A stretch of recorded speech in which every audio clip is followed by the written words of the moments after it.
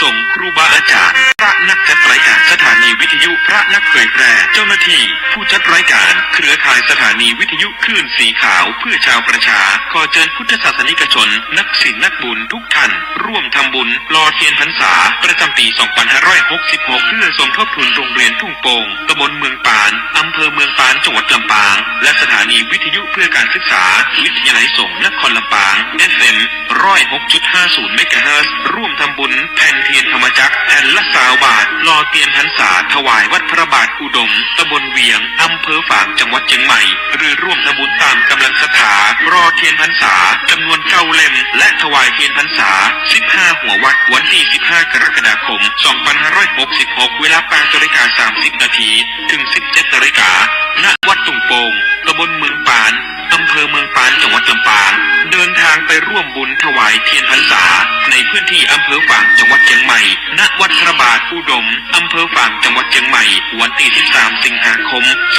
2566 เวลา 14 นาฬิกาสามารถร่วมทำบุญได้ที่ธนาคารกรุงไทยชื่อบัญชีโครงการพัฒนาการศึกษาโรงเรียนขนาดเล็กอำเภอเมืองปานจังหวัดลำปางหมายเลขบัญชี 536-303-4255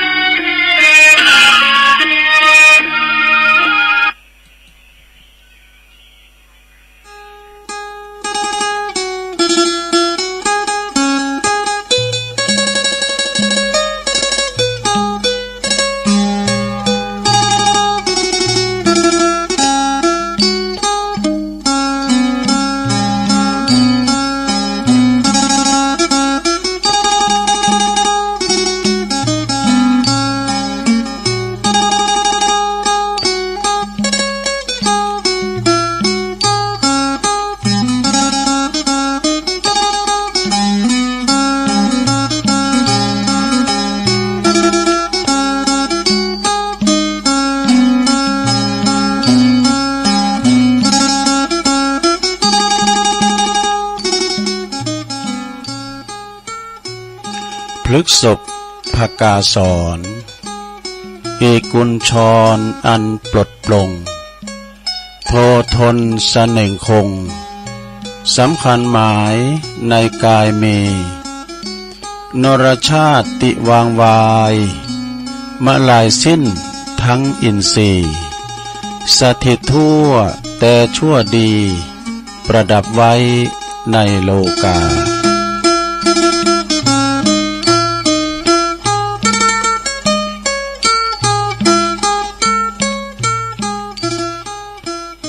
ขอความนอบน้อม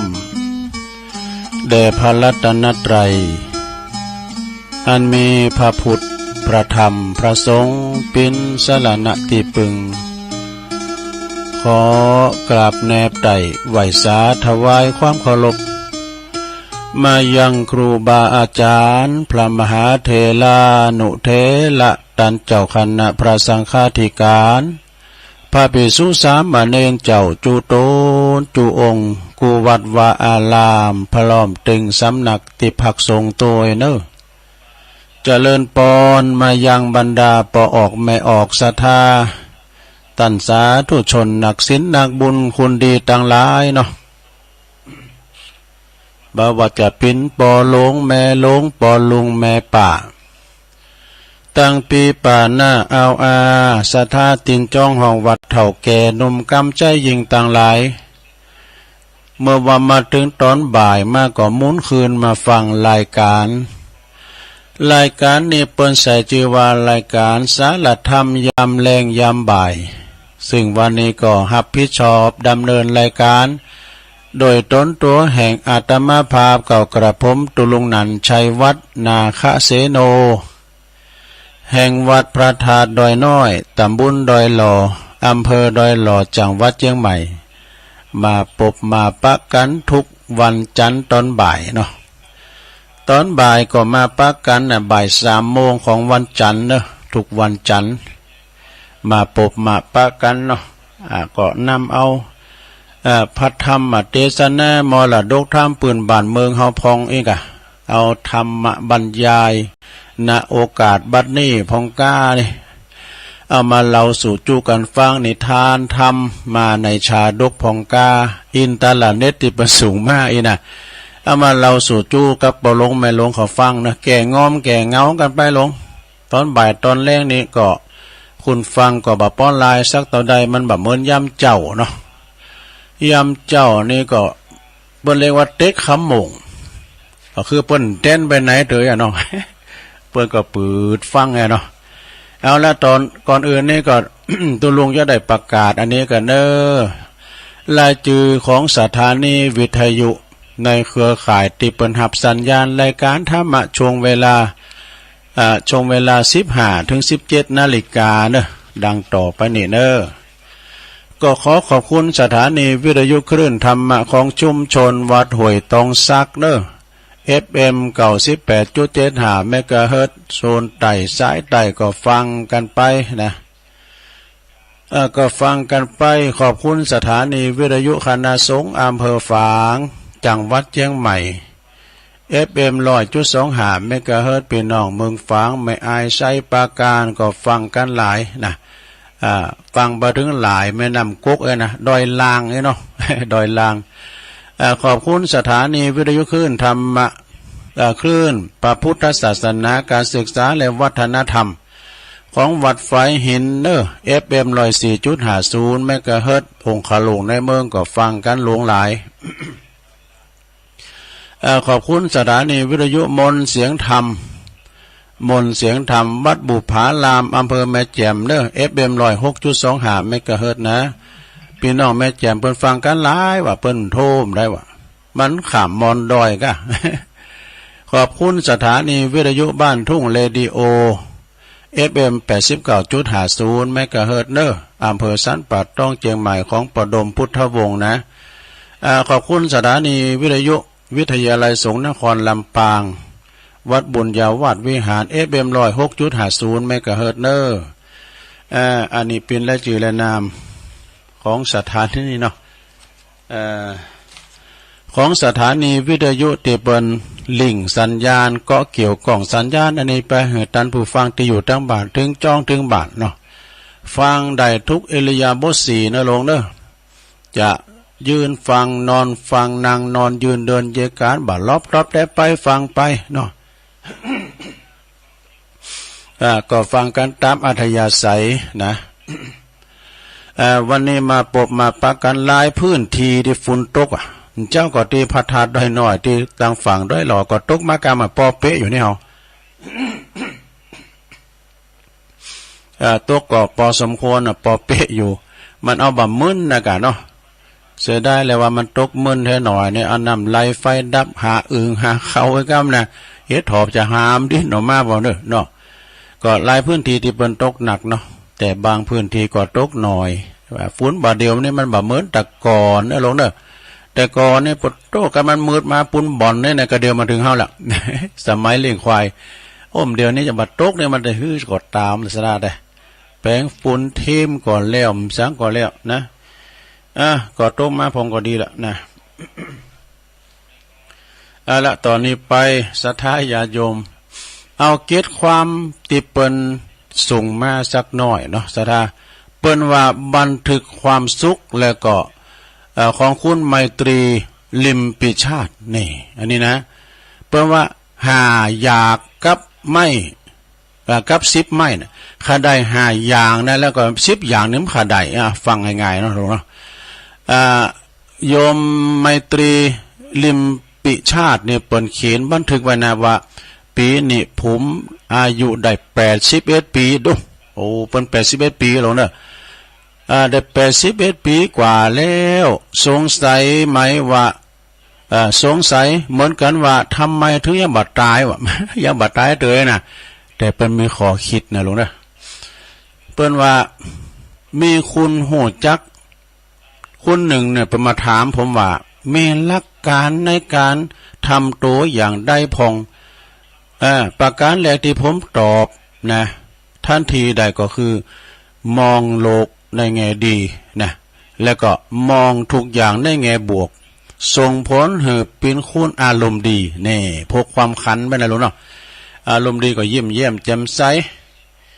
ไข่โหไปพองอันนั้นไปไข่โหวันคำเนี่ยเขาจะสูงปุณสนปุ้งปุนะ นอกจากนั้นแล้วก็คือการปฏิบัติตัวตามสูตร5อย่างนะหลวงเด้อตามสูตร5อย่างนี่ครับ10อย่างที่ผมไม่คิดที่ผมคิดขึ้นมาเองนี่5อย่างมีหยังพอง 5อย่างนี่ก็คือข้อที่1อยากจะกินหยังก็กินนี่นะถ้าอยากกินอยากกินไปอันนี้อยากกินหยังก็กินไปอันนี้อาหารบำรุงร่างกายเนอะแต่ว่าของที่มันแสลงเนาะปิ้นตุนว่าน้ำปูน้ำปูพิษน้ำปูเนาะน้ำปูนี่ก็ล้ำนะแต่ของที่เขากินบ้าใดก็จะไปกินนะอันนี้เรื่องกินใครอยากกินเนี่ยก็กินไปข้อที่2ลงอยากจะเที่ยวก็เที่ยวเนี่ยใครไปแอวก็แอวเปิดหูเปิดตาลงเอ้ยไปประจุมเนี่ยกับหอกับเพื่อนน่ะไปพอกับปุตโต้เปิ้นมีงานปุ่นน่ะปาเวณีติหาดิเปิ้นแข่งกองหลวงเอาไปพอหรอไปเปิดหูเปิดตากับอาหารป้าคุณหลายเนี่ยมันก็หายงอมไปเนาะพอเปิ้นกล้าขายไล่ลงน่ะพอกล้าในขายติ๋มหน้าวัดน่ะไปพอไปทำบุญก่อนเด้อไปทำบุญก่อนไปสื่อโพราจาตาแล้วก็ไปแอวแล้วไปฟังน้ำฟังซอกันเนี่ยเปลี่ยนบรรยากาศเนาะหลวงเนาะไปฟังเปิ้นแข่งกองโลงกะนะอีโดไปแอวอยากจะเที่ยวก็ไปเที่ยวนะข้อที่3ลง อยากจะทำหยังก็ทำนี่ให้ทำหยังก็ทำให้ปลูกดอกปลูกดวงก้าทำกิจกรรมหยังต่างๆก็ทำไปอยากจะทำอะไรก็ทำนะข้อที่4อยากจะพักผ่อนก็พักนะพักผ่อนให้พอในลงเด้อเหตุการหามลุงหามคำเขาก็มีไว้พักไว้ผ่อนพักผ่อนนะออมแหงไว้พองพุกก็มีการนักทำแล้วเมื่อค่ำยามคืนแล้วก็พักผ่อนเอาแหงนะข้อที่5สุดท้ายลงอยากไปปะเปิ่นก็ไปเนี่ยอยากปะเปิ่นก่อนโอ้ยสมัยปิ้นละอ่อนสมัยปิ้นนักเลงด้วยกันเนี่ยสมัยปิ้นบ่าวเนี่ยสมัยหนุ่มๆก็ปะกันที่โฮงเราเมื่อเฒ่ามาก็ปักกันที่โฮงยาแต่ยังมอละหน้าด้วยเนาะส่วนที่เฮายังเป็นว่าส่วนไม่มีที่เฮามีดังนี้เนอะส่วนไม่นะที่ว่าเฮาอยากเอาเนี่ยมีดังนี้นะมีอยู่โตหลายข้อเลยไม่นี่นะ1บ้านน้อยใจกับลูกกับหลานเนอะแล้วซ้ำเตือนละอ่อนนี่มันว่าเนี่ยมันเจ็บเน็บแนมจิตใจคุณเฒ่านี่ขี้ใจน้อยนะคุณเฒ่านี่มันขี้เกียจขี้งอนก็มีนะสถานเนอะขี้เกียจขี้งอนพองเนี่ยเปิ้นว่าหยังก็บ่ได้นะซ้ำเตือนก็สร้างจุดเด่นสร้างความสนใจให้กับลูกกับหลานอันนี้นะจะไปหน่อยใจกับลูกกับหลานเนอะข้อที่2บักโกรธบักเกตเปิ้นที่คิดต่างเนี่ยมันคิดอย่างหนึ่งเขาคิดอย่างหนึ่งมันคิดไปอย่างหนึ่งก็จะไปโกรธไปเกตมันเนาะข้อที่3นะข้อที่3เปิ้นก็บอกว่าบ่เอาตัวเองไปเปรียบเทียบกับคนอื่นนี่นะเนาะอย่างตัวลุงมันโอ้ยเปิ้นอย่ามาเตะทำโมนน้ำเหลือเฮาอย่าเตะบ่หมดจะไปเทเปิ้นเนาะเปิ้นเรียนจบปริญญาล่ะตัวลุงจบหยังป .4 นะ เนาะไปเอาเปรียบเทียบเปิ้นนะรถเปิ้นยังมีแหงเนาะนะมีบ่ามีแหงรถมันมีขี่ซีซีเปิ้นมัน120เฮามัน65 Honda รุ่นเก่าบ่ตัวมันคิดได้บ่ได้เนาะบ่เอาตัวเองไปเปรียบเทียบกับคนอื่นนะเปิ้นนี่มันลำมารวยเลยนะ ข้อที่4บ่เอาอดีตที่เคยผิดหวังมาลบโกนในปัจจุบันนี่อดีตก็คือความหลังที่ผ่านไปละข้อที่5นะลงเด้อไม่ห่วงลูกหลานบ่ห่วงลูกห่วงหลานมากจนเกินตุกนะโอ้ก็เปิ้นไปแอวกันปิกมาหมดได้บ่เมืองมาเยี่ยมมาดำเดี๋ยวปิ้นตุกกับลูกกับหลานทำแล้วนะข้อที่6นะลงเด้อ ข้อที่6นี่บ่ต้องขาดหวังว่าอนาคตนี่จะดีกว่านี้หรือว่าจะเลวกว่านี้นะแฮมหน่อยนี่เฮาเฒ่ามาจะปิ้นจะได้จ้าไอ้นั่นเนาะต้องไปขาดคะเนกึดเอานะข้อที่7บ่จำเป็นต้องไปงานสังคมทุกๆงานเปิ้นเจิญไปก็กันเฮาไปมันได้ก็ไปสุดวิสัยนะเอาก็ไป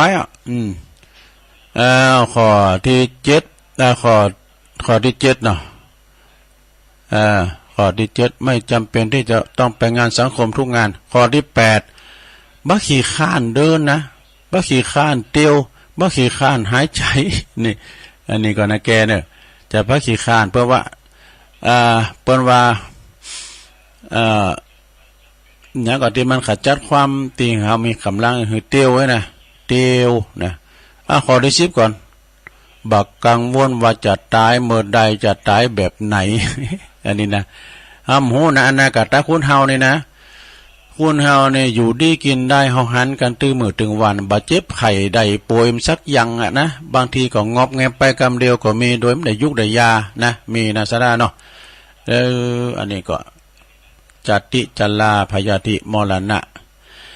อันนี้จังทุกขังอนัตตาเนอะอันนี้ก็ของข้อคิดของคุณไมตรีลิมปิชาติเนาะขอทานเนอะ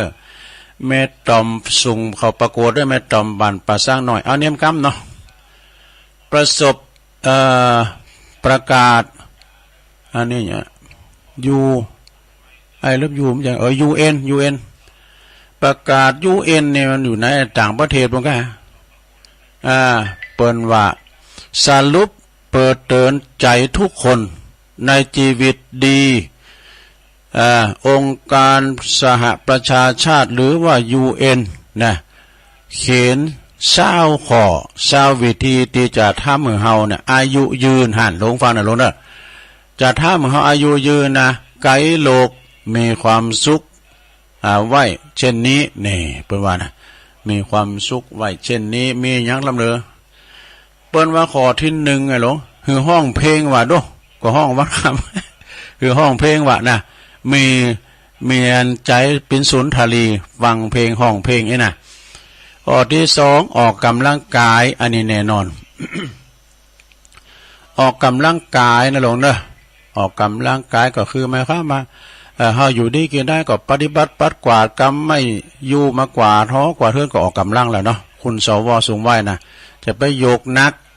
เนาะ2นี่ออกกำลัง3บ้านนั่งนานวะไม่นั่งนานไปนั่งมึน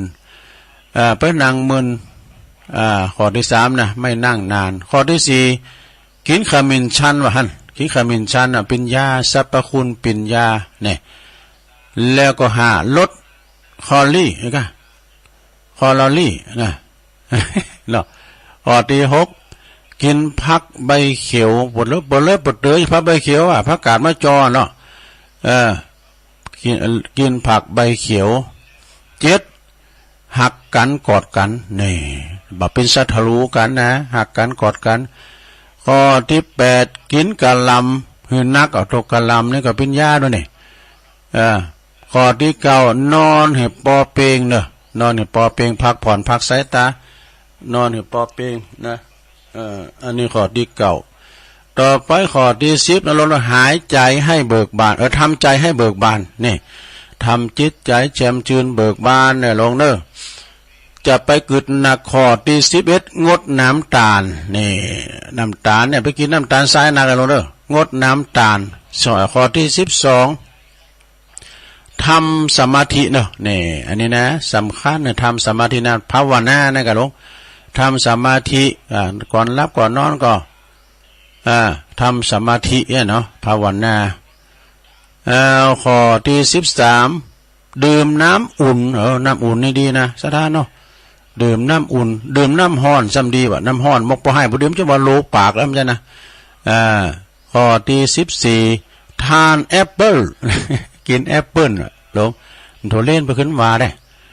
ข้อที่15ดูทีวีแต่น้อยเนี่ยทอทีวีลงตัวลุงในโทรทัศน์นี่ลุหมดอ่ะตั้งแต่ฟ้าแมวเนี่ย2 คืนใจมันได้ก็ถึงพอมันเตือนนะการพอก็ไปพอการเมืองกับบ่ฟังธรรมดีกว่าลุงเนาะไปพอการเมืองนะข้อที่16นะ16เต้นลำนี่เต้นลำตินละบ้ามาลงตินลำข้อที่17นะทานกระเทียมแน่กินหอมเตี้ยมาลงกินหอมเตี้ยนะหอมเตี้ยนี่สรรพคุณต่างยานะข้อที่18กินถั่วเยอะๆเนี่ยถั่วดินเนี่ยก็กินดินตุ่มนะลง กินถั่วดินตุ่มมันก็เอาตำน้ำพริกกว่าลำเริ่มถั่วดินนี่นะข้อที่19รักษาฟันให้ดีเขียวของเฮาเนี่ยหลงกันคนมันให้มันดีเนี่ยแต่ไปถอนมันน่ะหลงแต่มันเชื่อมโยงกับประสาทพูนะเส้นประสาทเฮาเนี่ยซ้ำเตอเนี่ยคุณไปถอนเขียวเนี่ยปากพิษปากเบี้ยวก็ไม่หรอเนี่ยเฮาก็ปรึกษาแพทย์ก่อนเนอะข้อที่20สุดท้ายหัวเราะให้เสียงดังๆบุตโตอันนี้นะไข่โหว่ะลงถ้าทำได้ไกด์โลกสุขภาพดีแน่นอนแน่อันนี้นะแชร์แบ่งปันคนที่เรารักเคารพนี่ขอบคุณเนอะเปิดสูงมากเนาะอันนี้ทำอย่างนี้ก่อนเน็ตนะซะนะอันนี้เขาเม็ดต่อมค่ำมันก็นะเม็ดต่อมค่ำป่าสร้างหน่อยอันนี้นะซะถ้าอันนี้สำเน็ตนะคุณเฮาอันนี้จังเนอะ เป็นขอคิดนะซะถ้าเดี๋ยวชั่วโมงหลังตุลุงก็เจ้าวาธรรมเจ้าวาธรรมเมืองปืนเมืองเนาะก่อนออกเดินทางนะก่อนออกเดินทางก่อนเสียชีวิตในวัย40 ปีเนี่ยจากโรคภัยไข้เจ็บพยาธิประจำตัวนักออกแบบและก็นักเขียนจื่อดังระดับโลกว่ะเนี่ยเปิ้นเขียนไว้ว่าเปิ้นเขียนไว้ว่าลงนะข้อที่1นะโอ้เมื่อก่อนนี่ฉันมีรถที่แพงที่สุดรถเบนซ์รถ BMW รถที่แพงที่สุดในโลกอยู่ที่โรงรถของฉันน่ะมีหลายกันแต่ตอนนี้ฉันต้องมันย้ายมานอนนั่งล้อเข็นรถเข็นที่โรงพยาบาลนานดูแล้วข้อที่2ลงบ้านฉันขายเสื้อผ้าแบบเสื้อผ้าแบรนด์เนมเนาะแล้วก็แคปรองเท้าเนาะรองเท้าที่มีราคาสูงและของที่มีค่าทุกชนิดนะเป็นขายของขายโคขายเสื้อขายผ้าขายรองเท้าสูงที่สุดแต่ตอนนี้ตัวของฉันห่อผ้าผืนเล็กๆที่โรงพยาบาลจัดให้เท่านั้นดูเสื้อผ้าอาภรณ์แปลงๆก็ไม่ได้นงเสื้อสุดของโรงพยาบาลนี่นะเนาะข้อที่3ฉันมีเงินเต็มธนาคารดูมีเงินเป็น100 ล้านพันล้านแต่ตอนนี้ฉันบ่ได้ประโยชน์อะไรจากเงินเหล่านั้นเลยเพราะหยังเพราะว่าใจการบ่ได้เอามาซื้อหยังเฮาเจ็บป่วยนางรอเขียนอยู่โรงพยาบาลนี่ก็มีความไงมีเงิน100 ล้านพันล้านสดาญาโยมซื้อสุขภาพให้ดีมันบ่ได้เนาะแน่นางรอเขียนนางอยู่บนกองเงินกองทองแล้วนางรอเขียนเนี่ยสมมติว่าคุณมีกำลังวังชาเดินมาลูกหลานอ้ายมานี่ก่อนเหรอเฮาเปลี่ยนกันบ่จะเอาเงินให้นักๆนั้นแล้วก็อ้ายมันนั่งนี่ล่ะให้ป้อสุขภาพดีอย่างอ้ายนะวันนั้นเมาเลยว่ะโอ้ขอเที่ยวไปไหนก็ได้นี่เอาอยู่ เอาไปหับจ้างบุกดินสินต่อพุ่นอันนี้สดาญาโยมเนาะสุขภาพดีไม่มีขายนะมันโจกไผโจกมันบุญไผบุญมันบางคูณในเปิ้นกำเบิ่งหมอขอกินมีพยาธิพยำยังเสียอย่างนะตุกไล่เขียนใจแต่ว่าร่างกายสุขภาพสมบูรณ์แข็งแรงเนาะมีเงินธนาคารมีเงินเต็มธนาคารแต่ตอนนี้ฉันไม่ได้ประโยชน์อะไรจากเงินทองเหล่านั้นเลยนี่ก็มีความหมายเนาะมีเงินทองของใช้ไร่นามากตายแล้วจากทิ้งไว้ให้ลูกหลานได้ไปตัวสักอย่างตายไปแล้วไม่ได้เอาไปสักอย่างแล้วเนอะข้อที่4บ้านของฉันเหมือนปราสาทนี่บ้านงามนะสูงแบบปราสาทแต่ตอนนี้ฉันต้องนอนเตียงของโรงพยาบาลสนาบ้านสวยหรูดูสง่าเนี่ยก็นอนบ้านใดมีห้องแอร์ก็ดีมีห้องน้ำปดตู้อย่างดีสักโคกแต่ใจการบ้านใดเพราะอย่างร่างกายเขาไปนอนจิตโรงพยาบาลเนี่ยข้อที่5ไปเลยหลายข้ออยู่นะจากโรงแรม5 ดาวสู่โรงแรม5 ดาวแต่ตอนนี้ฉันต้องใช้เวลาในโรงพยาบาลย้ายจากเล็บ1มาแถมห้อง1อย่างอีเป็นประจำเนี่ยห้องพยาบาลเนี่ยมันมีหลายอาคารนะลูกเนอะไปห้องนั้นไปห้องนั้นเนี่ยเป็นยู่ล่อไปน่ะซับเตอร์เนี่ยเป็นยู่ล่อไปแล้วเข่าอันอย่างที่มันขึ้นยงลิฟต์เนาะขึ้นลิฟต์เนี่ย มันมี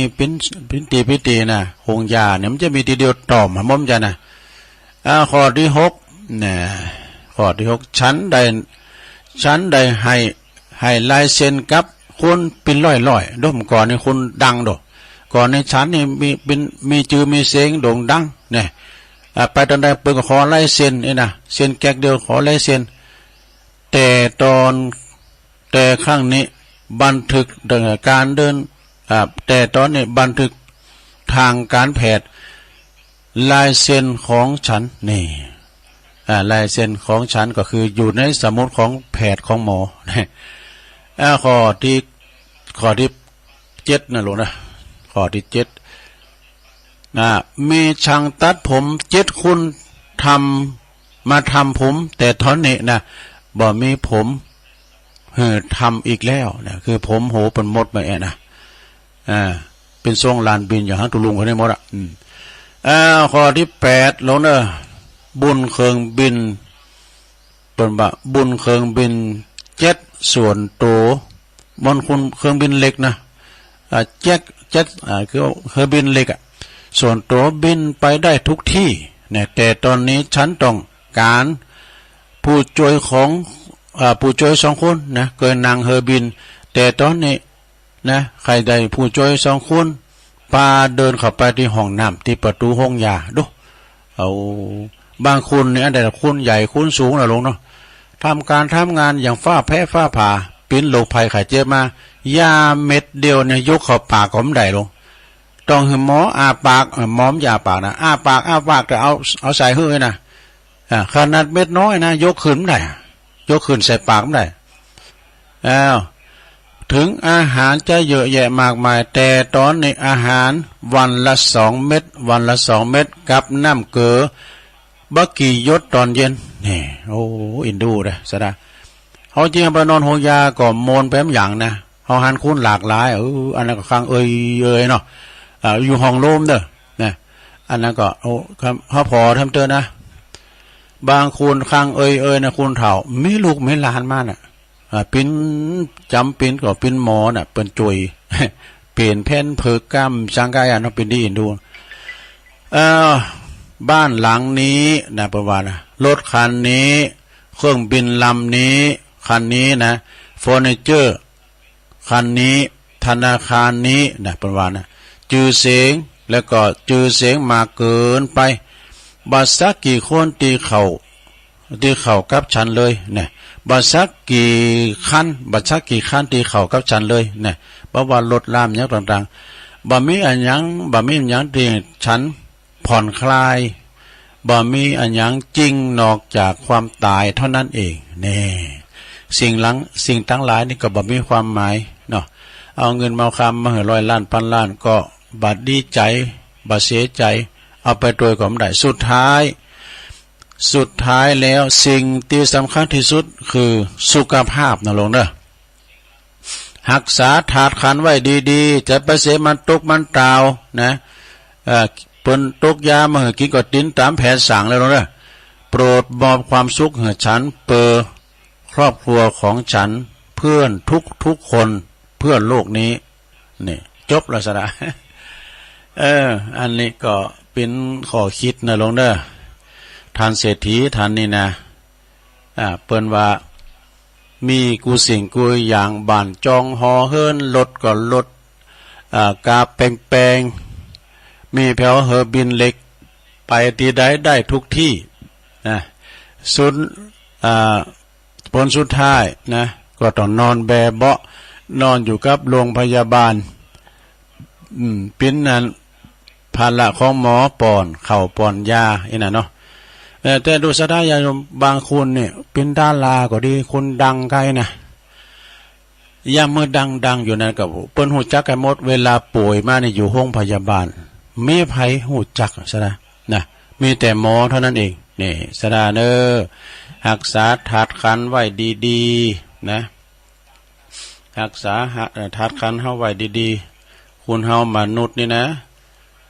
มันก็จะมีอย่างเอี้ยเพราะว่ามีความเจ็บป่วยเมื่อยไข้เป็นธรรมดาเพราะว่าเปิ้นว่าโตนะโตเก่าก็นักแก่ ตัวเก่าก่อนนาเกเหมือนกันนะตุลุงเขาประกาศข่าวนี่ก่อนนั่นซะได้เนาะเดี๋ยวก่อนนี่ก่อนสัพพะทานังธรรมะทานังชินาติการหือทำปินต้านยอมชนะการหือทั้งปวงนี่ตานคือการให้นะลงเนอะตานคือการให้การหือนั้นก็มีต่างแต่การหือตีเป็นสิ่งของอามิสทานเนี่ยนะหือสิ่งของตีเรียกว่าวัตถุทานนี่การหือความจวยเหลือ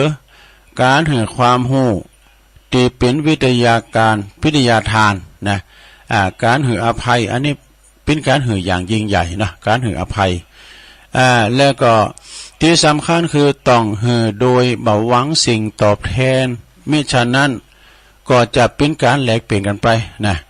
แล้วก็ต้องหือโดยบ่ได้หวังผลตอบแทนอย่างสักอย่างนะที่ประเสริฐคือเพราะหันโทษของความตนีและเป็นการละคลายกิเลสแล้วก็คัดเกลากิเลสจึงเป็นการที่บริสุทธิ์เป็นตานะบารมีเป็นต้านบารมีนะการธรรมะเป็นต้านยอมชนะการทั้งปวงเพราะเป็นการตีความถูกใจความเข้าประวัติเพราะเป็นการความเข้าใจถูกหันถูกก็เกิดความเจริญงอกงามแก่ชีวิตได้อย่างนั้นยังยืนนะแล้วก็เป็นปัญญาติสะสมติเป็นของตนเองซึ่งก็จะเป็นติปึงติแท้จริงสำหรับในชาตินี้และก็ชาติหน้าต่อไปจนกว่าจะถึงสุดแห่งธรรมแน่บำเพ็ญบารมีเป็นติปึงของตนเองอย่างยั่งยืนจบลงไปซะนะพุทธิธรรมคนเดิมนะได้สูงมานะขอบคุณขอบคุณที่เปิ้นสูงมาและทำอย่างเนี่ยเปิ้นว่าสุภาษิตคำสอนใจสมาธิทำแล้วนะทำจิตใจให้สงบทำจิตใจให้สงบเนี่ยเป็นดีที่สุดบ่ได้ฟุ้งซ่านกึดหันกึดนี่นะกึดไปโดยแรงกึดอันนั้นนะจิตใจสงบคนเฮามักจะไปจุ่มอยู่กับความคิดในอดีตหรือก็บ่ากังวลกับอนาคตนะหรือไม่ก็กังวลในอนาคตน้อยครั้งที่เฮาจะอยู่กับปัจจุบันหรืออยู่ทุกลมหายใจเนี่ยทุกลมหายใจเข้าออกแล้วก็รับรู้ถึงกายที่กำลังเคลื่อนไหวแล้วก็ใจที่กำลังนึกคิดซึ่งเป็นการปฏิบัติเปิดทำให้จิตใจสงบอย่างแท้จริงเนี่ยและเป็นว่าสมาธิสำหรับคนทั่วไปสมาธิสำหรับคนทั่วไปอาจเริ่มต้นโดยการใช้ชีวิตเรียบง่ายนะเรียบง่ายบางทีก็ใจคำว่าสันโดษเนี่ยสันโดษเมื่อมีชีวิตเรียบง่ายจิตใจก็สงบเงียบหากจิตใจบ้าลำล่องนะเรียกว่าอยากได้โน่นอยากได้นี่เนี่ยจิตก็จะสงบเมื่อสงบแล้วโอกาสที่จะมีสมาธิและก็ปัญญาก็จะตามมาทันทีจบลงไปพุทธิธรรมคนเดิมนะก็ขอทานอันนี้นะขอทานเด็ดตีเปิ้นได้สูงมากเนาะสถาตัวลุงก็จะได้ประกาศสักเล็กสักน้อยสถาญาติโยมทั้งหลายในการมรณภาพของพระเดชพระคุณท่านเจ้าคุณพระพุทธบาทพิทักษ์อดีตเป็นรองเจ้าคณะจังหวัดละปูนเป็นเจ้าคณะอำเภอป่าซางนะแล้วก็เป็นเจ้าอาวาสวัดพระพุทธบาทตากผ้าพระอารามหลวงเป็นว่าสังขารร่างกายเป็นไปตามวาระนาทีที่มีบ่อาจฝืนธรรมชาติหรือกรรมที่มีได้บ่ว่าหนุ่มหรือว่าบ่ว่าแก่ ที่สุดแล้วก็ต้องพลัดพรากจากกันไปเมื่อมีเวลาเหลืออยู่ควรทำบุญกุศลแล้วก็คุณงามความดีไว้ให้หนักๆนี่นะสดาในนามของลูกศิษย์ลุงหาเปิ่นก็แจ้งมานะพระเดชพระคุณท่านเจ้าคุณพระพุทธบาทพิทักษ์เนี่ยเปิ่นได้ละสังขารไปโดยโลกหัวใจล่มเหลวนะหลวงนะหัวใจล่มเหลวเปิ่นก็จัดเตรียมสถานแล้วที่เปิ่นจะมีการอาบน้ำสงน้ำศพนะสงน้ำศพในวันพุกเนี่ยกันเนาะวันที่4นะสดาวันที่4นี่ก็คือเปิ่นจะมีการหลายอย่างเพราะว่าตั้งแต่วันค่ำกันเนาะตอนเจ้าเปิ่นก็คุณโทรไปอากาศตอนบ่ายมากนี่เปิ่นก็เปิดโอกาสให้กับครูบาอาจารย์พระสงฆ์องค์สังฆเจ้าลูกศิษย์ลูกหาเข้าไปสรรสลงทรงน้ำศพแล้วก็เปิ่นจะมีน้ำสงอาบน้ำพระราชทานด้วยเนอะสงอาบศพนี่นะสถาว่าถึงท่านเจ้าคุณพระเดชพระคุณนี่เปิ้นอายุของเปิ้นนี่เปิ้นละสังขารไปนะละสังขารไปเมื่อเวลา5 โมงเนาะที่5แล้วก็วัยของเปิ้นก็65พรรษาก็45โดยสถาว่านี่เนอะสถาเนอะโอ้ช็อกกันหมดนะสถาตุลุงก็กึดไปกึดมากันเดียวกึดถึงท่านเจ้าคุณก็ใจหายวับเนี่ยเพราะว่าเคยไป ปึงบารมีเปิ้นไปอยู่ในความดูแลในใบบุญของเปิ้นตุลุงก็เคยไปอยู่จำพรรษาอยู่ที่วัดพระพุทธบาทตากผ้าไปปฏิบัติปัดกวาดวัดวาอารามเนี่ยหลายอย่างที่วัดวัดพระพุทธบาทวัดอันประทาดเปิ้นจะทรงน้ำศพวันผูกเนื้อสะทาชีวิตของเฮาเนี่ยแน่นอนเนาะตุลุงก็ค้นหาที่เปิ้นส่งมาเนี่ยนะเจ้าก็หันบ่อยๆเปิ้นส่งมาทางเน็ตนี่ก็เลยประกาศให้ศรัทธาญาติโยมเน้อลูกศิษย์ลูกหาอยู่ไกลก็ตาม ที่หู้โดยการประกาศประชาสัมพันธ์หรือว่าหู้โดยความที่ว่านางเฟซต่างลายนะวันพุกนี้ก็เป็นวันที่เปิ้นจะมีการสรรสลงทรงน้ำศพเน้อแต่เจ้าฟังท่านมหาเปิ้นก็ประกาศว่าเป็นอย่างไว้เป็นตำบุญไว้ที่เปิ้นจะไปเป็นเจ้าภาพแต่ละคืนนะศรัทธาญาติโยมแล้วก็เปิ้นจะทำการปิดศพกันก็วันที่10เนาะศรัทธาเนาะวันที่10เนี่ยเปิ้นจะปิดศพเน้อจะปิดศพกันที่นั่นนะขอเชิญพี่น้องศรัทธาญาติโยมไปโลมทำบุญในการทำบุญสัตตมวันปิดศพกันวันที่10 กรกฎาคมเนาะศรัทธาเนาะ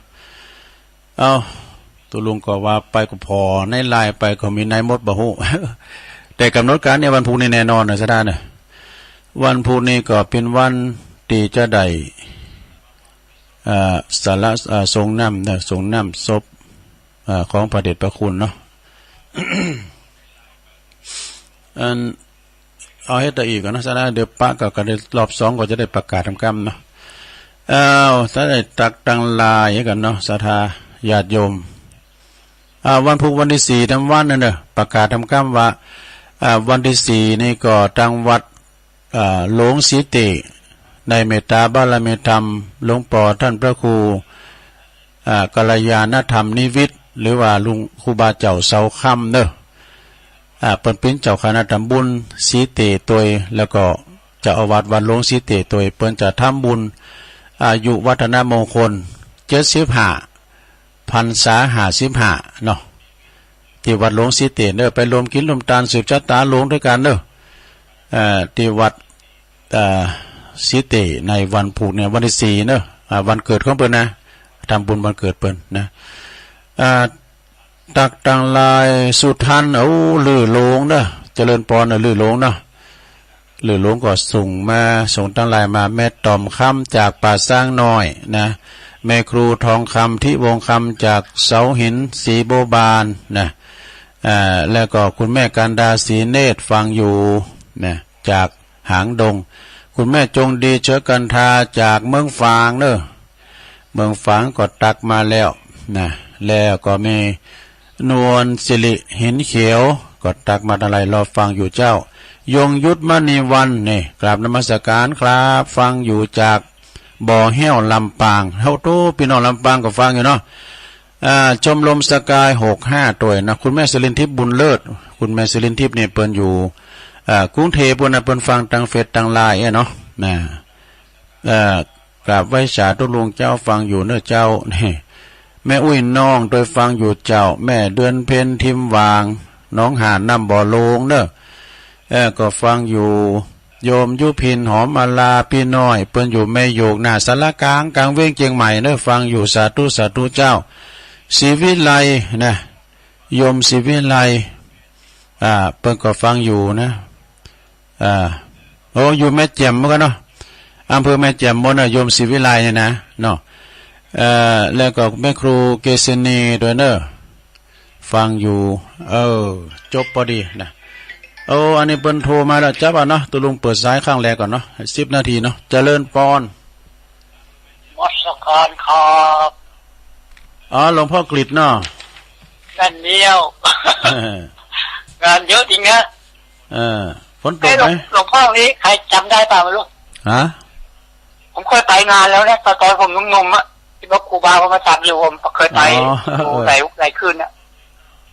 ประมาณ40 ปีแล้วต้องเคยยังเคยเห็นไหมองค์ที่ว่าแกมรณภาพเนี่ยท่านพระอาจารย์ชาวลิตนะจารุวรรณโนเดิมพื้นเพท่านบ้านเกิดของท่านก็อยู่โน่นบ้านขันหอมบ้านสาเจริญอยู่ที่อำเภอเวียงป่าเป้าโน่นนะฮะแล้วไปเรียนอะไรไปเรียนตีเขามาตั้งแต่เป็นสมณเณรแล้วนะครับตอนนี้ท่านก็เอาเลยหลวงพ่อวัดเดวัดช้างคำเลยช้างคำ8นี่แหละช้างคำขอบคุณครับหลวงพ่อครับสาธุสาธุเนอครับวัดช้างคำสายต่อไปเจริญปอนไว้สาเจ้าตุลุงไสวัดแม่อุ้ยอินเนาะเจ้าแม่อุ้ยฟังก็เจ้าแต่แรกมาเด้อตุลุงอุ้ยอินแม่สาบมัดเจ้าวันพัดสุกเช้าบ่ได้เย็นตุลุงมันก้อนขนาดน่ะยังได้ฟิล์มเป็นยังล่ะแดนดินถิ่นล้านนาเนี่ยเมื่อนั้นประเดี๋ยวนี้ฟังบ้านทุ่งเรดิโอนะเจ้าของประดมนี่ไปไกลกะเจ้าเดี๋ยวขอบคุณอุ้ยอินเจ้าฟังตลอดนะเจ้าสาธุสาธุเดี๋ยวนี้ก็ยังมืดอยู่นะฝนน่ะฝนยังมืดอยู่เจริญกรอันนี้ปอทันนัดเนาะน้ำหมูฟังอยู่นะครับทันนัดผงเป้าหมู่สีเนาะคนโจ๊กปะครับเจ้าโตมากะเจ้าโตมาอยู่โตมาหลายนะขอบคุณปอทันนัดเด้ออันนี้เป็นอยู่ขวงเป้าหมู่สีเนอะโตตังขวงเป้าก็ฟังกันหลายเจริญปอนพระเจ้าตุลุงตั้งได้ไหมแม่พิมพ์ประแดดเจ้าแม่พิมพ์ประแดดเจ้าแม่พิมพ์ประแดดเลยฟังเจ้าแล้วเนาะฟังเจ้าละฝนตกหนักมากวันนี้นะดีแล้วจุ่มเย็นที่นี่ก็ตกหลายอยู่นะแล้วมันตกอยู่นะกะฝนตกสิยินดีไม่พิมพ์เจ้าคุณสา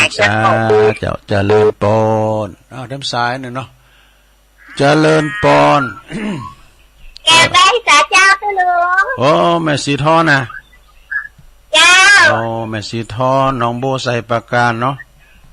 เจ้าชัดเจนนี่แน่วันนี้พระบาทอุดมพระบาทอุดมเนาะเจ้า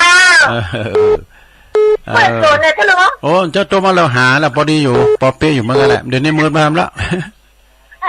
มืดจริงๆกับเดือนนี้ยังเป็นลมตกดีตกงามเด้อเอามาเฮ็ดถอบหามดิหน่อไม้กำรู้ยินดีเด้อสาธุแต่ว่าก็ไปช่วยงานที่วัดวัดนั้นวังสะแกงคุณลายเนี่ยไปแข่งกองโลงด้วยดีกับมันมีฝุ่นเจริญปอน เจ้าไปใส่เจ้าตุลุงแม่อยู่ทางใดแม่นอนอยู่ประเด็นนะจ๊ะโอ้แม่โนนป่าแดดมาแล้วแม่ทีมฮะเป็นน้องแม่ทีมเป็นน้องแม่พิมพ์เนาะอยู่บ้านป่าแดดแล้วเจ้าสักทีเจ้าฟังงาน104เนาะเจ้าดีแล้วโอ้ดีแล้วจุ่มเย็นกะตกแล้วก็จุ่มเย็นนะเนาะโอ้เจ้าตกก็ไปฝ่าห้องเนาะยินดีแม่โนนเด้อแต่ตกดีตกงามจะไปมีเฮ็บจะไปมีจะไปมีอันลุมเด้อเจริญพรมาสการเจ้าตุลุงยายพรจะที่มันล่องโบแดงเนาะชัดเจนเลยเนาะบ้านโหดจบไปได้พี่ย้ำแต่ยินกับฟังอ่ะฟังเนี่ยเจ้านะเดี๋ยวนี้ฟังก็ชัดเจนเลยเนาะชัดเจนฟังห้องกับพี่เดนเดอร์มันอันตราย0899555656เจริญปอนไม่สาเจ้าตุลุงฟังเด้ออมรเนาะฝนตกเลยวันเนี้ยตกกามเจ้าตกนะวันนี้ตกไหวแต่ว่านี่มาตกก็นะแต่มาถึงวันนี้เนาะไม่นั่นว่ามันถึงตาเขากำมาถึงแต้เลยคิวเขาแล้วเนาะถึงคิวเขาเจ้าวันนี้ให้ตกกันอยู่จุ่มเย็นดีตกดีตกงามไม่กำเต้อเนาะตกดีตกงามแม่นยินดีแม่อมรได้ลายเด้อเจ้าเอื่นไปแต่ปนนั้นปั้นเด้อเนอปนนั้นปั้นนี่เปิ้นอยู่ปุ้นอยู่ท่าดอนใจเป็นมรรคนายกปนนั้นปั้นแม่ฟองเนาะแต่ว่านี่คุณร้ายดีวัดวังสะแกงตุปีแหวงตุปีบอลตุปีหนองเขานี่ปีกมาถึงวัดพอ3 ทุ่มปลายนี่นะ2 ทุ่มปลายนี่กองย้ำเลิกเลยนะกำลังชิงกันอยู่โอ้คนร้ายประกอบไปฟังซอกันจันติบจอมตองเขานี่แล้วก็ตกแถมวันนี่กับปุ้นที่วัดนั้นกูงูลื่นก่อนแน่นนะได้คุณพี่น้องไตก่อนร้ายหรอวันที่30แล้วก็วันที่1นะที่กูงูลื่นท่านพระอธิการประสบโชควิสุทธิธาลีพี่น้องตั้งบุญจังหวัดภาคปุ่นทางกรุงเทพฯมา3การลดโหเนาะนะเปิ้นก็มากินมาตานเตียนโดยที่วัดกูงูลื่นนะก็โพงตานก่อนนักก่อนร้ายเหมือนกันเนาะนะแต่เปิ้นมีแห่ดอยหล่อศิลป์อาจารย์ฟุ้งเข้าไปแห่ก็เป็นธรรมชาติดีนะเมื่อค่ำยามคืนก็มีย้อนยุกเนาะโอ้มี2คณะเกิดว่านิเทิดไทยกับมิสเตอร์เจ 2 คืนเนาะจากหานมาก็มาเพียกมาวัดทุ่งปุยคันธวาสทุ่งปุยอันนี้เพิ่นก็สมโพธิรูปหล่อรูปเหมือนของครูบาอินโทครูบาบุญปัญโยนี่โอ้คุณก่อนหน้าก่อนหลายเปิ้นสวดมนต์ตันกันนี่อาจารย์พระครูวรธรรมมานาถนี่เปิ้นเป็นประธานในการสวดแล้วครูบาอาจารย์เปิ้นนั่งอธิษฐานนั่งโปกแถมเก่าสวดแถม7กันเนาะโอ้วันนั้นก็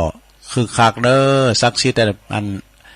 เปิ้นสมโพธิกันแล้วก็ตุ้มั่มเจ้าเปิ้นก็มีสืบชะตา9 โมงแถมนะที่วัดคันธวาสทุ่งปุยนะ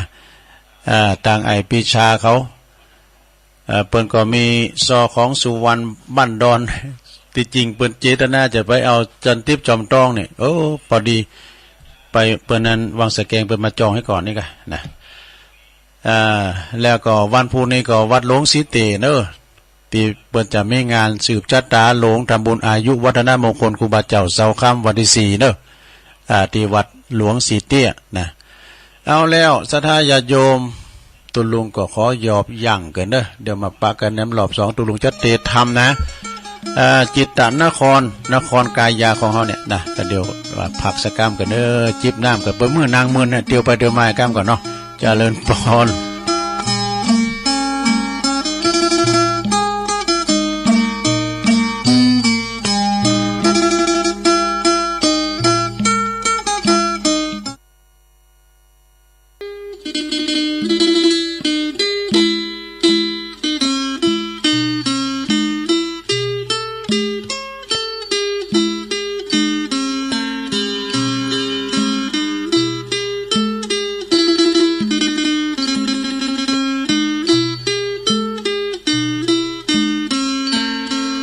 เอาแล้วศรัทธาญาติโยมต่างหลาย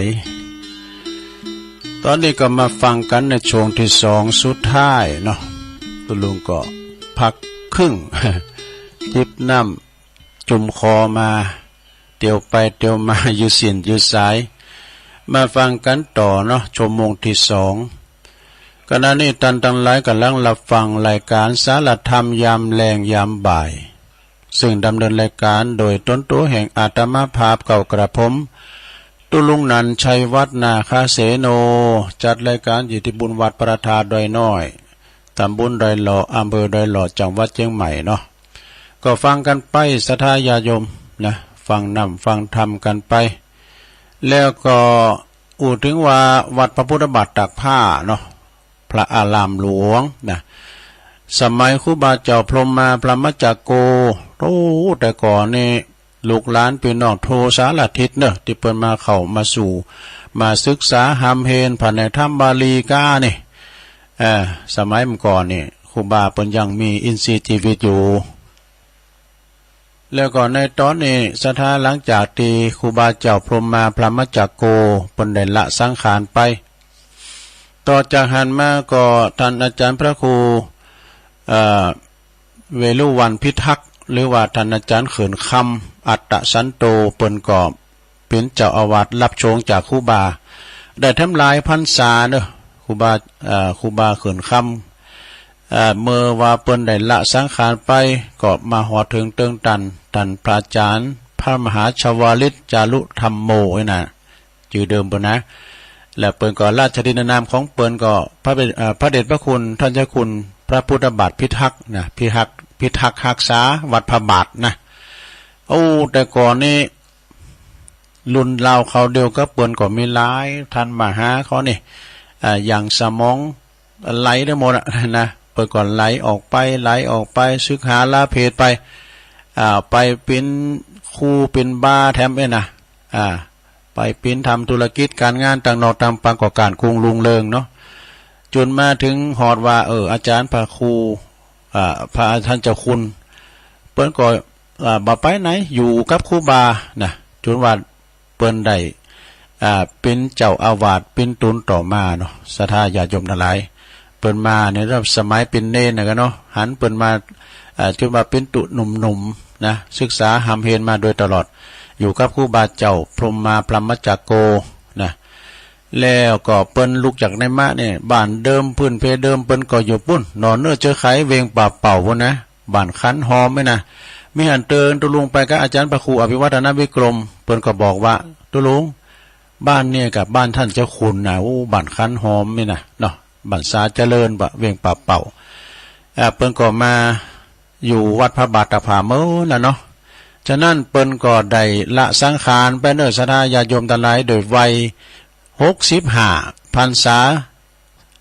45เนาะและเปิ้นละสังขารในเวลา5 โมงที่หามเจ้าบ้านี่นะศรัทธาอันนั้นก็ศรัทธาญาติโยมวันพุธนี่เปิ้นจะทรงน้ำศพอาบน้ำศพเน้อพี่น้องศรัทธาลูกหลานลูกศิษย์ลูกหาคุณบ้านคารวะญาติโยมก็ไปเน้อไปรวมตัวกันที่ศาลาดาดฟ้าศาลาโลงนะพิธีเปิ้นจะมีตอนบ่ายพระสงฆ์องค์สังฆเจ้าครูบาอาจารย์ลูกศิษย์ลูกหาเปิ้นก็จะมาติ้มนะตั้งแต่เจ้าคณะอำเภอเจ้าคณะจังหวัดเปิ้นก็จะมาโมดนะแล้วก็ตอน4 โมงไปขึ้นไปเองครับเปิ้นว่าจะมีน้ำสงฆ์พระราชทานเนาะน้ำสงฆ์จากในโรงมานะแล้วก็แต่ละคืนนะเปิ้นก็จะมีการฟังเทศน์ฟังธรรมสวดพระอภิธรรมกันกูคืนก็ปากันไปเด้อที่วัดพระพุทธบาทตากผ้า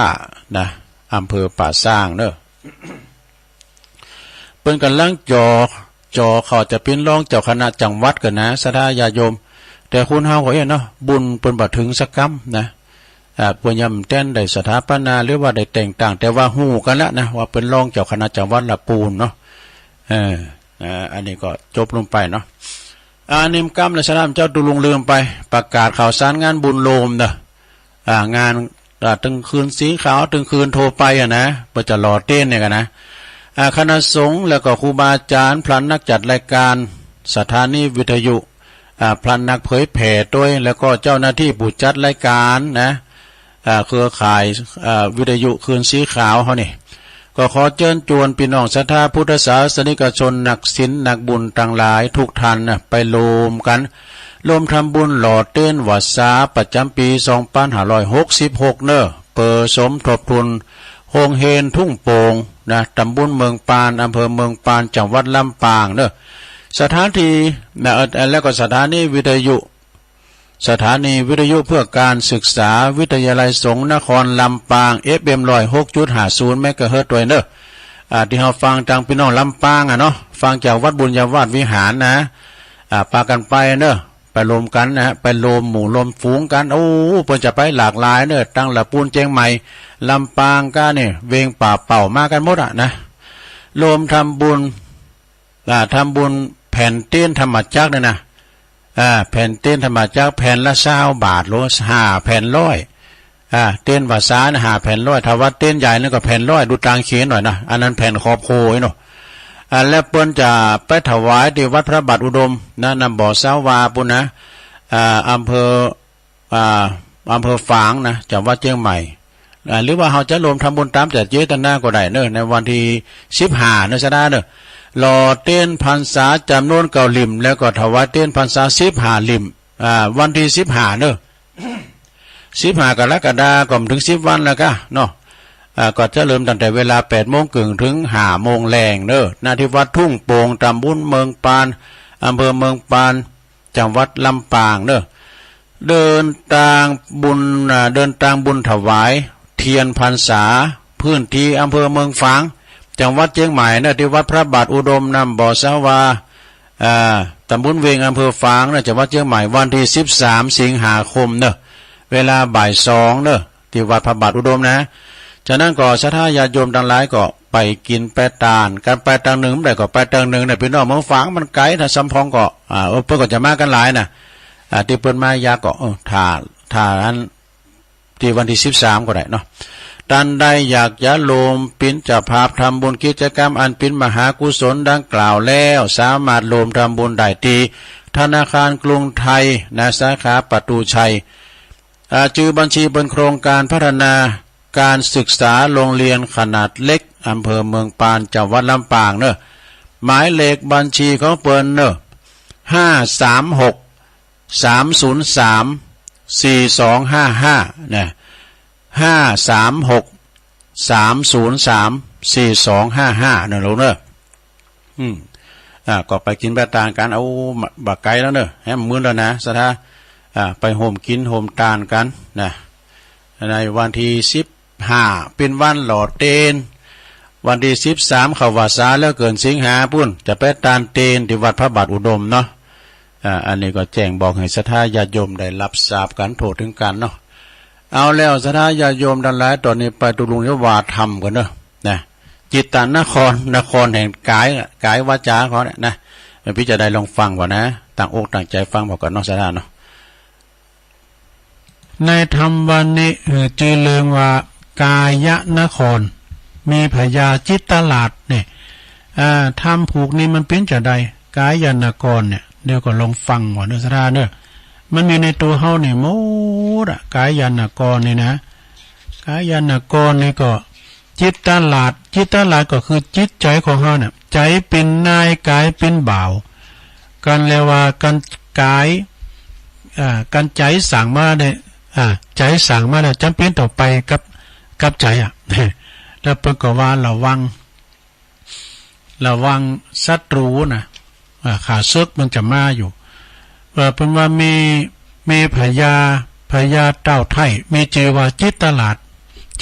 ดนี่ก็อยู่ภาษาพังกาหอคำนะกว้างศอกยาววานาคืบเนาะกว้างก็ศอกยาวก็วานาก็ได้คืบเดียวแล้วมีประตูอยู่6 บาน6 ช่องกันนะดูอันนั้นก็คืออายตนะภายในภายนอกเขาเนี่ยตาหูจมูกลิ้นกายใจนะอันเวงใจนั้นก็คือหยังเวงใจนั้นเราก็มาได้แก่กายของเฮาหรือว่าตัวเฮาเนี่ยนะตัวเฮานี่แหละคือเป็นเวงใจกว้างศอกยาววาน่ะเป็นของเฮาเนี่ยเอาวัดลงหนาก็ได้คืบเดียวนะ แล้วเป็นว่าดาบเทนกานะที่มันจะมาขจัดศัตรูก็คือหมู่ขาศึกนั้นก็ได้แก่ความโลภความโกรธความหลงกิเลสต่างๆก็เอาดาบเทนกาฟันก็คือศีล 5 ศีล 8นะก็เดี๋ยวลองฟังก่อนนะลงเด้อเดี๋ยวฟังไปรับไปอันนี้เป็นธรรมกายนคร วันนี้ก็เจ้าภาพก็ปสมศักดิ์แม่เพนขาวเตี้ยเป็นจัดการไปหาปอน้อยปออุ้ยน้อยปันแม่อุ้ยเงินจินาอิตัวแล้วก็นายอเดกชัยกวินตาลไปหาปอสอนชัยชัยกวินตัวนั้นแล้วก็ตั้งศรัทธาเฮาเต่าหาทั้งหลายเป็นเจ้าภาพโดยการหมดเนาะศรัทธาเป็นเจ้าภาพโดยการหมดกายยะนกรเป็นจะได้ลงฟังก่อมป้อยาวเก่านะฟังไปก่อนรับไปนะลงเด้อเอาอันวันนี้ขออันป้ออาจารย์ป้อนานพรหมวิริยะ สันทรายคงน้อยพี่น้องเมืองฝั่งเอาอาราธนาก็รอป้อนาน ปลมมาเลยต้นอกแอนภาพต้องเต้นวิมานทองทำอันใดดีทะลาทะลองตามกองแห่งนักปราชญ์ผู้ข้าน้อยนาฏก็ขออาราธนาธรรมธรรมังธรรมันปัจจังอาราธนังกะโลมา ขอบคุณพระนานพรหมวิริยะเด้อสันทรายของน้อย ฟังไปรับไปในลงเด้อกายนคร นะโมตัสสะภะคะวะโตอะระหะโตสัมมาสัมพุทธัสสะกุมภูปันนังกายามิมังวิติตาวานาคาลุปันนังจิตตังเอตังนากาลตวาโยเจตามะเมตังปัญญาวุเทนะจิตัญจลเขอนิเวสานุสิยติสาทโวดุลาสะปุลิสะทั้งหลายทั้งหญิงใจน้อยใหญ่อันมีใจใฝ่ตั้งตาละจึงสลาการมวลหมู่อันมีอยู่เกหาสาวังลาเป็นเตื้อย่อนมีใจใฝ่เอื้อตั้งบุญมีสินนุนบ่ขาดมาสันนิบาตฟังธรรมฟังแล้วจำจือไว้เอาเป็นไม้ใต้น้ำตาลัดดวงขวางคุ้มยายามเมื่อพรากนาลานีบุญเหล่ามีสร้างก่อจากไปเป็นเขาหอกไปกินเป็นอาจินลอดควายตามตั้งไตดงดำไปเป็นสาเป้าคำลำพาเสดนำเมื่อเกิดที่ดีได้สุขขีชื่นจอยสมไฟห้อยการนิ่งในเราจะไขบอกกล่าวว่าให้รู้ข่าวตามกาลอันว่าคนสงสารโลกตายขวาดรู้ว่าไว้ตามมีตามกรรมปีแต่กาวอันนักปราชญ์เจ้าอาจารย์ในโบราณแต่ไตสืบไว้นำมาขอศรัทธาจูผู้จงพรำรู้ยาวไปแปลงใจใส่ตั้งมันติดสอดดันตามตำบัดนี้แดดเตอกินลาดังใดรู้มานิสัยยังมีเต้าทายชื่อว่าจิตตราชอยู่ในปราสาทเจียงคานสุขสำลานชื่นจอยบ่อตำก้อยเครื่องขี่สะเวยปุลีเป็นหม้อกวางนึ่งศอกยาวนึ่งว่าวัดหลวงนาใดคืบใดไข่บอกไว้ดีลี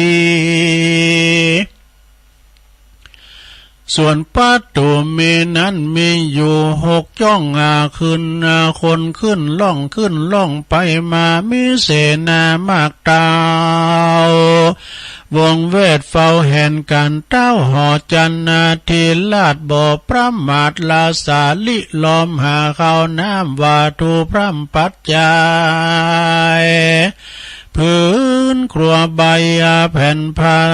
ตั้งเครื่องง่าอลังการเมียยามเมื่อข้าศึกหาเหนือตายก็บ่อหอนใดเครื่องขีดเต้าปูลีหาวหาดมาก็ไล่ฟาดแต่แตงฟันขาศึกมันมวนหมู่บ่อาจสู้ถอยนี้ประตู6จ้องนั้นมีนั้นใส่เกลือเหือฮับว่าไว้ปิดตายเสนาหลายมากเตาได้อยู่เฝ้าเวียนยามข้าศึกลามไล่เข้ามาไกลก็ปากันไล่หนีไกลข้าศึกไปในไปนอกจี้แจงบอกตามธรรมจะไข่กำบอกกล่าวให้รู้ข่าวกองดีข้าศึกไปในนั้นมีคือหากมาได้ตัวกิเลสนั้นเป็นเก้าเหตุมารพายปานมาปานนำไปฮือโศกาละใจลามบคือตัณหาโทสะแถมนาหลายกาดล้นไม่มาดนานำโกธาดำมนสาวทุกคำเจ้าเวลาหากเฮาลาสาปามาดบ่เกิดขวาดอนตาลายข้าศึกหลายน้อยใหญ่อันหลายล้อมไข่ปูลีหาจ้องมีเข้าสู่ยังที่อยู่ภายในแม้นว่ายามใดนั้นเราข้าศึกเข้าเบียนขวีกิเลสมีกายเกิดหันโลภะเดือดลุ่มร้อนหนูนักหน่วงคนนำนาก็มีตัณหาหนูนักงานนองไปสู่จ้องป่าไว้มีอัมใบยามมุกลายตำมาจะตำไตล้นลายควายตั้งเมืองและนาที่นั้นเต้าพายาบุญเลืองจิตตาลาดลู่แจงขวาดขียาก็ฮือเสนาอามาตมนหมู่เฝ้าประตูอยู่รักษากันว่าข้าศึกเข้ามาไกลก่อปากันไล่นีไกเอาดาบคมใสเทียนกาฟ้าไล่ฟาดขาดแต่งฟันพลัดเปลี่ยนกันลบภาพข้าศึกหยาบถอยหนีอันว่าดาบดีนั้นใส่จ้าเพียบได้อุปมาดังสินนาใส่58สมาธิแขวดเจียงคานปัญญายานขวาดลู่ไล่ภาพสู่ศัตรูอันมาจูต่อนาเหือได้กว่านี้ไปส่วนอันว่าอันประตูใจนั้นสายมีอยู่6จ้องใดดีหลีคือหากมาได้หูตามีเป็นเก้าจมูกลิ้นหน้ากายใจเล่าติดตามการว่าข้าศึกลามเข้าไกลก็เป็นดังไฟไหม้ล้นเผาล้นร้อนใจตนบ่เหิดปาหือเดือดเครื่องขีเต้าปุเลจิตาราชก็บ่ประมาทลาสาหือเสนาอามาตมวลหมู่พลัดเปลี่ยนกันอยู่เว้นยามจีบไฟตามแจงส่องควายจูห้องเมืองหลวงฮือคนปันปวงน้อยใหญ่บาทวนควายยิ่งใจเมดาภายเทียนกาก็คือสินหากับตัวอย่าเมามัวโลภมากมาเหือพิษจากกองทำหลีกเว้นกรรมตั้งหา อันถอยจะสามานจักงาเจยบานจื่นจอยสมฝ่ายหอยกะนิ่งในแหลนาอันว่าเวียงใจนิสายอุปมาไว้ดังตัวเราเพียบเตรียมมาเอามาสร้างเป็นเมืองกว้างเป็นเมืองบ่อกว้างที่บ่อกว้างใดนึ่งศอกยาวใดนึ่งว่าวัดหลวงหนาคืบได้การว่าตัวเราเนใส่ประมาทนำบ่เกิดขวาดอุนตันลายก็จักมีขาเซึกหลายมวลหมู่เข้ามาสู่ไปในจักป่าเหือใดแตกมังกาตำบาปสร้างเวรกรรมบาปมัวดำถอยไร้ปาตกต่ำไตอเวจีตัวเราดีตัวเราลู่ดีเก้าเหตุคือตัวกิเลสมารภัยมารก็อย่าหืมมาปานของใดหลีกเว้นไว้ไกลอันนี้ร้อยว่ามีอยู่ก่อนเข้ามาลี่ซอนไปในจุงเอาสินใสวิเศษไล่ออกเขตกายาเอาสติมาตั้งมานละพิจารณาสันอาการมีสติปัฏฐานตั้งสี่ลู่เจงทีขียาเมกายานุปัสสนาเป็นเกาเวทนานุปัสสนาเล่าติดตามจิตตานุปัสสนางามแจ้งส่องธรรมานุปัสสนาปองในใจ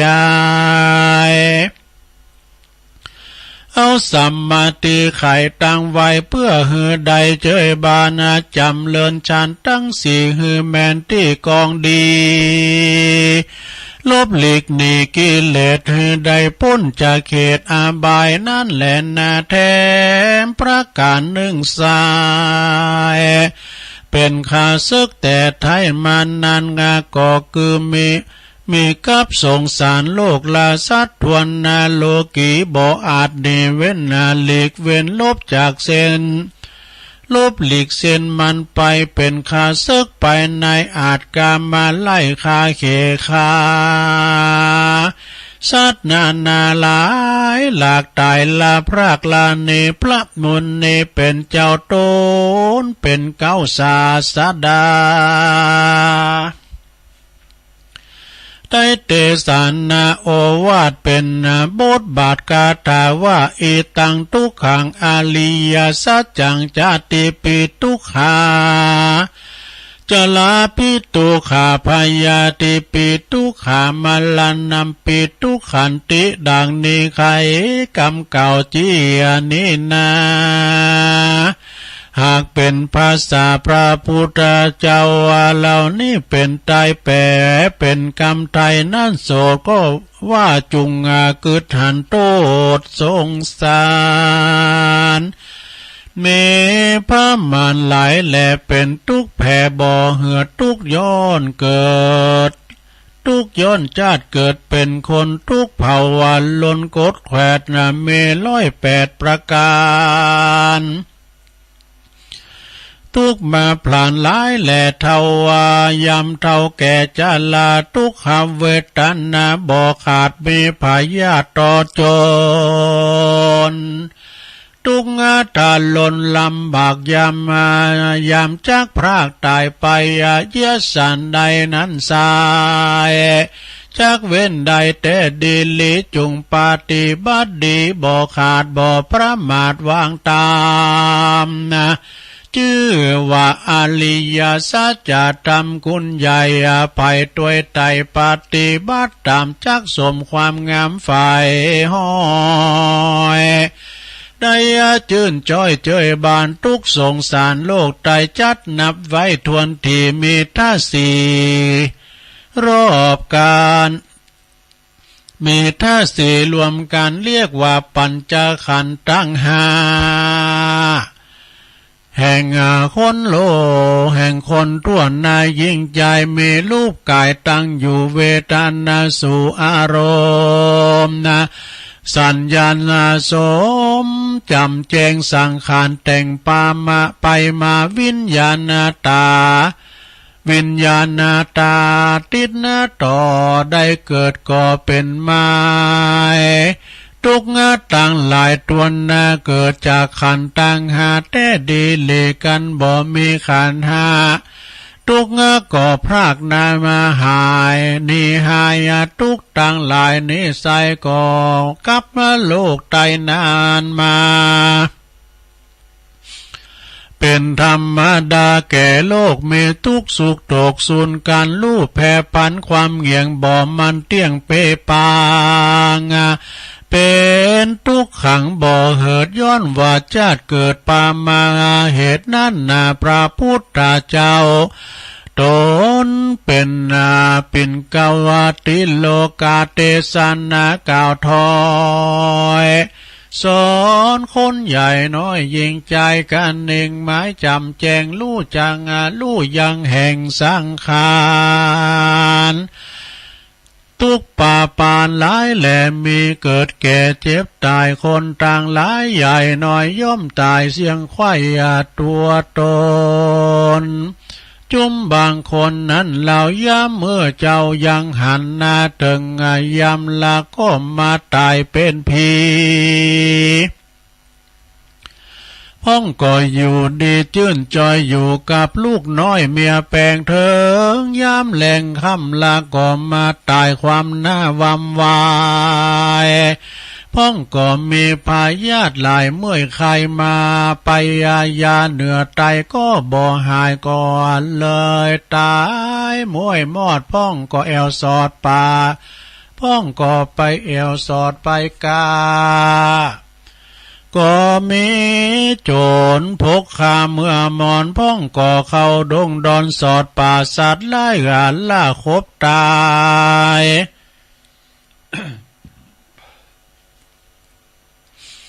พ้องกรรมลายแต่ไทยได้สั่งไว้นำมาพ้องก็มาตายย้อนลดลาเป็นเหตุพ้องอายุเขตอย่างน้อยก็มากากาดก้อยเป็นปีพ้องก็มีอายุแก่เท่าเถิงจักเข้าสู่มรณะมนุษย์โลกไตทวนควายยิ่งใจย่อมจากตายมวยม้างบอลหล่อข้างคนใดอายุไขเหล่านี้เกิดก่อนกี่เรารู้ว่าวันตายมูบมูนั้นใสบ่อาจรู้ใดดีหลีสินหาดีอย่าขาดอย่าประมาทวางใจว่าเราอายุไขอย่างน้อยยังอยู่ชื่นจ้อยเจยบานอันว่าสินอันเรื่องสินตานนั้นเราเอาไว้ยำเท่าจาลาจักเข้าวัดเข้าวาบ่ขาดฟังถอยวาดปฏิบัติธรรมการว่ากรรมมันนำชาติก่อนมาไล่ตอนตวยตันใดดับขานมวยมั่งบ่ตันใดสร้างต่างดีกรรมอ่างมีนั้นเราก็สูญเปล่าได้ต้านต่างลายจูปูจุงขวาดรู้เป็นตันลาพิจารณาทวนตีเตืองอริยสัจจะธรรมทั้งสี่อันมีแล้วปฏิบัติดีกึดแขวดอย่างมักตั้งแปดดวงงามจักสมความมักไฟเป็นตั้งไตไปรอดเวียงแก้วยอดเนลปานถ้าภัยมานกิเลสหมดเสียงเขตทรงใสสุขอันใดนั้นเราจักสุขเต้านิพพานก็มีประการดังนี้อันไขเก่าจีมาไขมามูลศรัทธาจูผู้ตวนนากู้ยิ่งใจบทใดหมายดีใจจุงจำมาไว้กับตัวอย่าเมามัวตั้งถอยจุงไฟหอยตั้งดีสินตันมีอย่ามีสินตันมีเหือมีอย่าขาดอย่าได้ประมาทภาวนามันอุตสาเตื้อหน่อยบุญจักก้อยมีลายมันคงควายจาใจเพื่อเฮือใดสุขี โลกามีม้วยไข่อุบัติใหญ่ตัวหานเคาะมาภัยมารไม่อามาตก็อย่ามาปาดอินทรีย์เงินคำมีบ่อไหลดูตั้งใจเตตานอยู่สุขเจยบานเตี้ยงเต้าตุกคำเจ้าสวัสดีแดเตอเนติตังขียาสังวันนานาวิเศษจาห้องเหตุกายะนากรก็บางกรมสมเรสเด็จแล้วเท่านี้ก่อนแลสาธุสาธุสาธุเอาแล้วศรัทธาญาติโยมจบลงไปกายะนากรมีในตัวเฮานี่หมดเนาะกว้างศอกยาววานะคืบ ในกายเป็นนายใจเป็นเบามิมตูหกบ้านมีอย่างปะล่ำก็มีหูตาเนี่ยอายตนะเฮาเนี่ยนะกิเลสมันจะจ้อนเข้ามาทางนี้ไหมนะเพราะว่าปิดตูน่ะกายะนักก่อนเนอะจบลงไปเอาปอนเนอะแม่เพนหยาดน้ำเนอะเอาปอนกันตึงหลงตึงหลายเอาปอนทำให้กันเนอะสัพปิติโยวิวัจจันตุสัพพะโลโกวินาศตุมาเตภวัตวันตรายโยสุขีติขายุโกภวะอภิวาตานาสีลิสานิจังบุตตาปัจจายโนจัตตาโลธรรมาวัฏันติอายุวันโนสุขังปะลังเอาแล้วเอาจบทำไปสำหรับละจือมี2-3 ซองเนาะที่เปิ้นหอมการเตดปุ่นอาจจะเอาไปเตดวันพัดบุญเด้อโอ้อีแม่เอาวันซองเฮ้ยตู้ยังประกาศบางพองนี่จุดบอดก็มีนะจุดบอดอย่างไรอีแม่อยู่ตรงนี้เมื่อวันนี้มันได้ยินนะตู้นะได้ยินแค่เมื่อเจ้านะอันนั้นก็จะไปประกาศได้อ่านได้จือปุ่นวันพัดเนาะวันพัดเอาศรัทธาญาติโยมทั้งหลายเวลาตุลุงก็ยังหลายอยู่เอาอันนี้มาวาดำกำหนึ่งเกินเนาะคุณความเป็นคุณดีของคุณอยู่ที่ไหนมีหาอย่างเนอะความเป็นคุณดีของคุณนั้นก็ได้ชื่อว่าเป็นคุณดีของสังคมของพ่อของแม่ของคุณต่างหลายข้อที่หนึ่งก็เป็นลูกดีๆของพ่อแม่เป็นลูกแก้วลูกแสงเนาะสัทธาญาติโยมเป็นลูกแก้วลูกแสงไปเรียกว่าบางทีในเปิ้นไปโบสถ์เป็นตุเป็นเจ้าพ่อแม่ก็สุกอกสุขใจตีลูกเต่าไปสู่ผ่ากาสาวพัดเนาะเป็นตุเป็นเจ้าก็หมดโหหมดใหญ่ไปนะบางตุนบางโอเนี่ยเปิ้นอยู่ในขาบผ่าเลิงไปศึกษาหามเพนจนจบปริญญาตรีปริญญาโทปริญญาเอกเป็นด็อกเตอร์ก็มีนะสถาเนาะเปิ้นใฝ่ในการเฮนข้อที่หนึ่งเป็นลูกดีๆของพ่อของแม่เนาะนะบักเกเลบักขบแว่นอย่างต่างๆข้อที่สองดูข้อที่สองบอกว่าเป็นศิษย์ดีๆของครูบาอาจารย์นี่พ่อแม่นี่เป็นคู่คุณแหลกเนาะครูเก่าครูปลายครูตายครูยังพ่อแม่นี่สอนตั้งแต่ปูตั้งแต่ปลาห้องปอห้องแม่น่ะ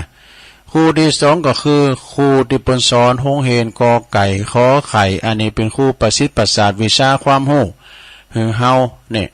เป็นศิษย์ดีๆของครูบาอาจารย์ข้อที่สามเนาะข้อที่สามเนี่ยว่าเป็นเปิ่นดีๆของเปิ่นเนี่ยเปิ่นดีๆนี่ก็มีหลายอย่างนะสดาเปิ่นดีในครบคนชั่วพาครบคนดีก็คือเจริญไปเพราะว่าบุคคลที่เป็นคนที่บักควรครบมี8 จำพวกนะ1เที่ยวปล่อยข่าว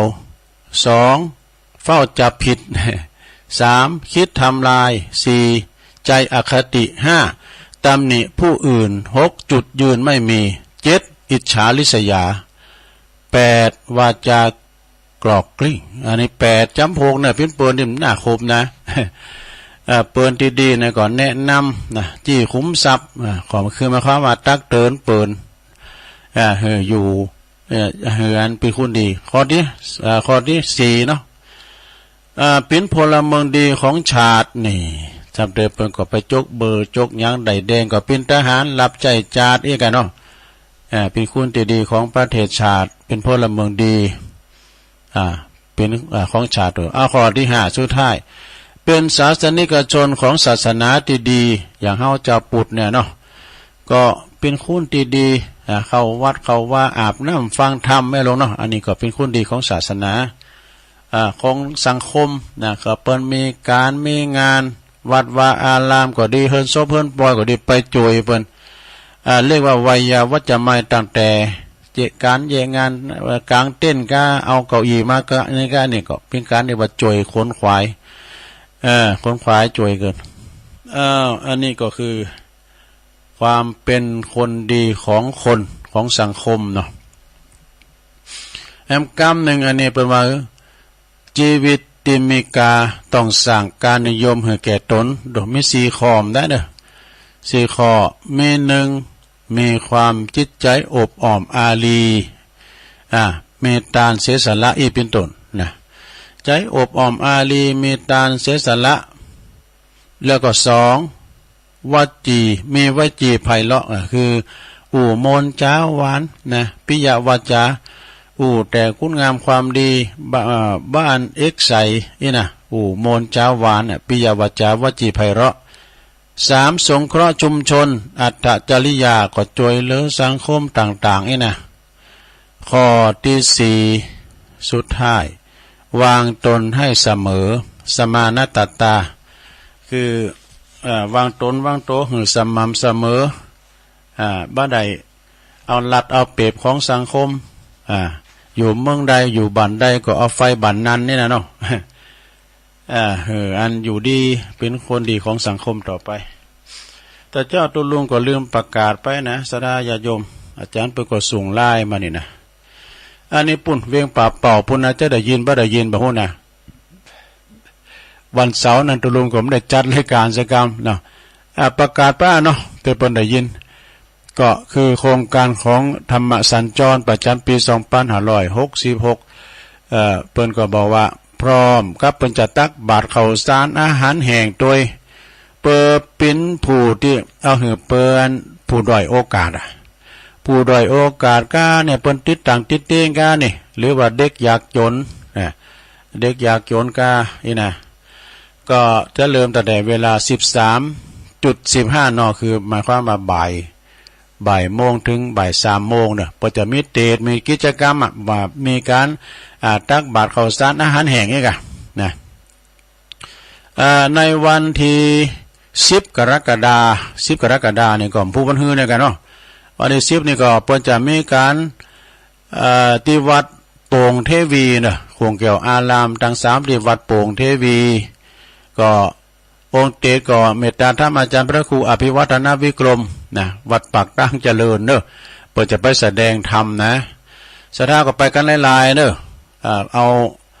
ข้าวน้ำโภชนาอาหารหรือข้าวสารอาหารแห้งไปใส่บาตรด้วยกันนะและไผกระไดตีนก็ไปเอาไปบูชาหน้างานก็ได้เนอะครูบาดอยเปิดก็จะไปนะแล้วก็วันที่24เนอะ24 กรกฎาคมที่วัดสันมาเข็ดก่อนในเมตตาธรรมอาจารย์พระครูอดิไสยธรรมโมภาสเนี่ยเปิดจะเป็นองค์เตศเนอะวันที่8 สิงหานี่ก็วัดห้างต่ำในวัดหลวงพ่อเจ้าคณะอำเภอนะหลวงพ่อพระครูนิวิศิลสังวรในเมตตาธรรมองค์เตศก็พระครูไพบูลย์พัฒนาพิรักษ์นะเป็นองค์เตศเนอะวันที่15 สิงหานี่ก็วัดป่าแงะเนอะวัดครูบาปัญญาวัดครูบานะวัดป่าครูบาป่าแงะก็องค์เตศพระครูชัยยาปัทภีเนอะเป็นองค์เตศนะครูบาสัมมานเนาะวัดป่าแงะนะวัดเปิ้นโมนเนอะเปิ้นมีกังตุงกันหน้าอยู่ที่มันไปประชุมเปิ้นเขตห้องเดินนั่นแหละแล้วก็วันที่30เนาะ30 สิงหาก็วัดสันต้นเปากับพระครูปฏิภาณธรรมทินครูบาดอยจะเป็นองค์เตศเนอะเมื่อคืนปุ๊บก็จะมาเตศในสถานีเฮานะ2 ทุ่มถึง4 ทุ่มเนาะวันจันทร์7 กันยาเนาะ7 กันยายนนี่ก็วัดหนองบัวได้เมตตาธรรมอาจารย์พระมหาสมชาตินันทธรรมิโกนะเป็นองค์เตศสุดท้ายปิดโครงการวันที่13 กันยาก็ที่วัดหนองยาวเนอะในเมตตาธรรมหลวงพ่อพระครูนิวิศิลสังวร เจ้าคณะอำเภอเวียงป่าเป้าจะได้ไปเตดแล้วก็ปิดโครงการปิดโครงการเลยนะอันนี้ก็เป็นตารางผังการเตรียมทำธรรมสัญจรโครงการด้วยปุ้นเวียงป่าเป้านะประกาศถึงอาจารย์เปิดเนาะกูเจอเนี่ยประกาศตอน6 โมงเนี่ยตอนนี้ก็ประกาศไว้เนาะเจอกับพี่น้องลำปางพี่น้องทางเชียงรายก็จะได้ยินอยู่ก้าเนาะทำงานหนึ่งลืมประกาศไปปีนั้นพบหรือว่าปีนั้นสอนมคณายกของวัดตาสันลาฝากประกาศมาเด้อว่าก็ไปช่วยกันเนี่ยไปกล่าวเคืองด้วยกันเนี่ยปีนั้นพบหรือว่าปีนั้นสอนเนี่ยโอ้วาจาอู่มนจ้าหวานเสียงมนเสียงกังวานนะเป็นคุณยองเขาเนี่ยเป็นอยู่ตุนพึ่งไปเป็นเคยอยู่หลายปีบ่ดีตาสันลานะเป็นว่าวันที่6 กรกฎาคมเนอะ66เนี่ยนะงานประเพณีสงน้ำพระธาตุวัดตาศาลาเนอะตำบลโขงเป้าอำเภอจอมทองนะก็เรียนเชิญพี่น้องศรัทธาไปลงกินลงตาลแต่ว่านี่ตุเจ้าเปิ้นเอาศรัทธามาจัดลายเนี่ยเปิ้นมาเอามือนะที่วัดวังสะแกงนะฮะเปิ้นมาตาลคำปิ้งมาอยู่คนละหลายปิ้งวันที่6 กรกฎาคมวันคำเนอะซอจันติบเหมือนกันนะเนาะเปิ้นว่าน่ะที่วัดตาศาลาหรือว่าซบลู่นะศรัทธาหลายปิ้งนะก็ไปกินไปตาลแม่ชีคำปุ้ยจากพะเยาก็จะมาเด้ออันนี้ปีนั้นผมฝากประกาศมาทำงาน2 กรกฎาคมก็งานประเพณีสงน้ำพระธาตุที่วัดแตนคำจอมตองเนาะแตนคำจอมตองปีนั้นฝากประกาศมาเด้อศรัทธาญาติโยมก็ประกาศข่าวสารงานบุญกันไปนะแล้วก็แต่เจ้านี่ก็ศรัทธาญาติโยม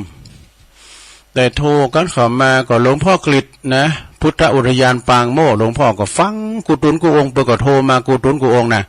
ว่ากราบขอบคุณในเมตตาธรรมหลวงพ่อกฤษเนอะพุทธอุทยานปางโม่นะเป็นคนไทยแล้วก็แม่อุ้ยอินจากแม่สาบเสมิงก็ฟังอยู่ปฐนัทเนอะปฐนัทอยู่โขงเป้าจอมต้องหมู่4เนอะปฐนัทนะฟังตลอดเนาะแม่พิมพ์ป่าแดดเนอะบ้านป่าแดดนะก็ฟังอยู่แม่สีทรหนองบัวชัยปราการก็ฟังอยู่เนอะนะฟังอยู่ฟังจากพระบาทอุดมนำบ่อเศร้าว่าแม่นวลป่าแดดด้วยนะแม่พรยายพรหล่องวัวแดงสันกับแป้งเจียใหม่แม่อามรจากท่าโดยคังโดยเนาะตะกี้เพิ่นถามว่าตุลุงจะไปพระบาทตุลุงก็ว่าจะไปวันผูกนี้ก็หลวงพ่อไปก็จะขออาศัยด้วยเพิ่นไปนะโดยความเคารพในเมตตาธรรมหลวงพระเดชพระคุณท่านเจ้าคุณพระพุทธบาทพิทักษ์นะอ่านเป็นรองเจ้าคณะจังหวัดลำพูนอดีตแล้วก็อดีตเจ้าวาดอดีตเจ้าคณะอำเภอป่าสร้างอดีตเจ้าวัดพระพุทธบาทตากผ้าพระอารามหลวงตุลุงก็เคยไปปึงบารมีใบบุญของเปิ่นไปจำวัดช้าอยู่ที่หันตัวเนาะหลวงพ่อไปก็จะขอได้ซอยหอยตามเปิ่นไปส่งน้ำศพด้วยเปิ่นเนาะเอาแล้วศรัทธาญาติโยมทั้งหลายตอนนี้ไปก็จะเปิดสายดำกำนะสายรอบ2เนี่ยจะห่างหน่อยเด้อถ้าใครจะโทรมาที่โทรติดก็โทรมาได้เนาะเดี๋ยวตุลุงออกรายการแล้ว089-955-6506เนี่ยลองโทรกันเข้ามาโชงสุดท้ายในตอนนี้เนาะตอนได้พื้นที่ได้ฝุ่นโต๊ะพองจ้านะหรือว่าแจ้งผลการหับฟังก็ได้เนาะเจริญปอนหมดการเจ้าหลวงพ่อกฤษรอบ2เนาะรอบคนแรกด้วยการโอ้สุดยอดเลยนะหลวงพ่อกฤษฝนตกไหมหลวงพ่อตอนนี้ไม่เป็นไรไม่มีตอนเช้าอยู่นี่มั้งออกแปะไม่เป็นไรเหมือนกันท่านี้ก็ตกซีๆหน่อยเดียวแก้รำคาญได้เอาไว้สาอาจารย์เอาไว้สาหลวงนมัสการหลวงพ่อครับผมครับโอ้อันนี้ตุปิโอมเนาะกฤษกรแสงเงินชัยจากวัดทุ่งโป่งบ้านหงตุลุงไปครับจากห้าครับก็ตุลุงจะไปตัวหลวงพ่อท่านพระครูสาธุกิจจันนันท์นะกะอ๋อครับผมมาสุกเด็ดนะตุลุงครับพี่ไปพี่ตุพี่ไปไปครับโอ้ปากันปลูกอะปากันปวดเนาะเป็นกำลังใจให้ตุลุงนะครับขอบคุณเด้อตุพี่เด้อสาธุครับโอ้ขอบคุณหลายพระอาจารย์ตุปีโอมเนี่ยเป็นพระคีลานุปถากด้วยเนอะเป็นพระอสมด้วยและตำรวจพระด้วยนะจบ ปริญญาละเจริญปอนเจริญปอนติดแล้วเจ้าอยู่ดีไม่สุกเนอสาธุสาธุตกก็เจ้าแม่อยู่ไหนรายงานตัวก่อนแม่อยู่บ้านเมืองยาวนาบัวห้างสัตว์เจ้าโอ้เมืองงาวไอ้เนาะเมืองยาวเมืองยาวสมาร์ทห้างสัตว์ห้างสัตว์อำเภอห่างชัดเนาะโอ้คนโต๊ะก็เจ้าโต๊ะห่างชัดจังหวัดลำปางบ้านเจ้านี่ก็โต๊ะอันนาจุ่มเย็นแม่เนาะแม่จากเมืองยาวเนาะแม่ชื่อหยังเจ้าแม่ไหลนาบัวแม่ไหลเนาะยินดีนะแม่เนอะบุญรักษาเนอะจากเดี๋ยวก็ฟังต่อแถมเดี๋ยวฟังต่อแถมเนาะฟังต่อตุพี่จ้อยเจริญปอนแม่เจ้าจะรู้แม่เพน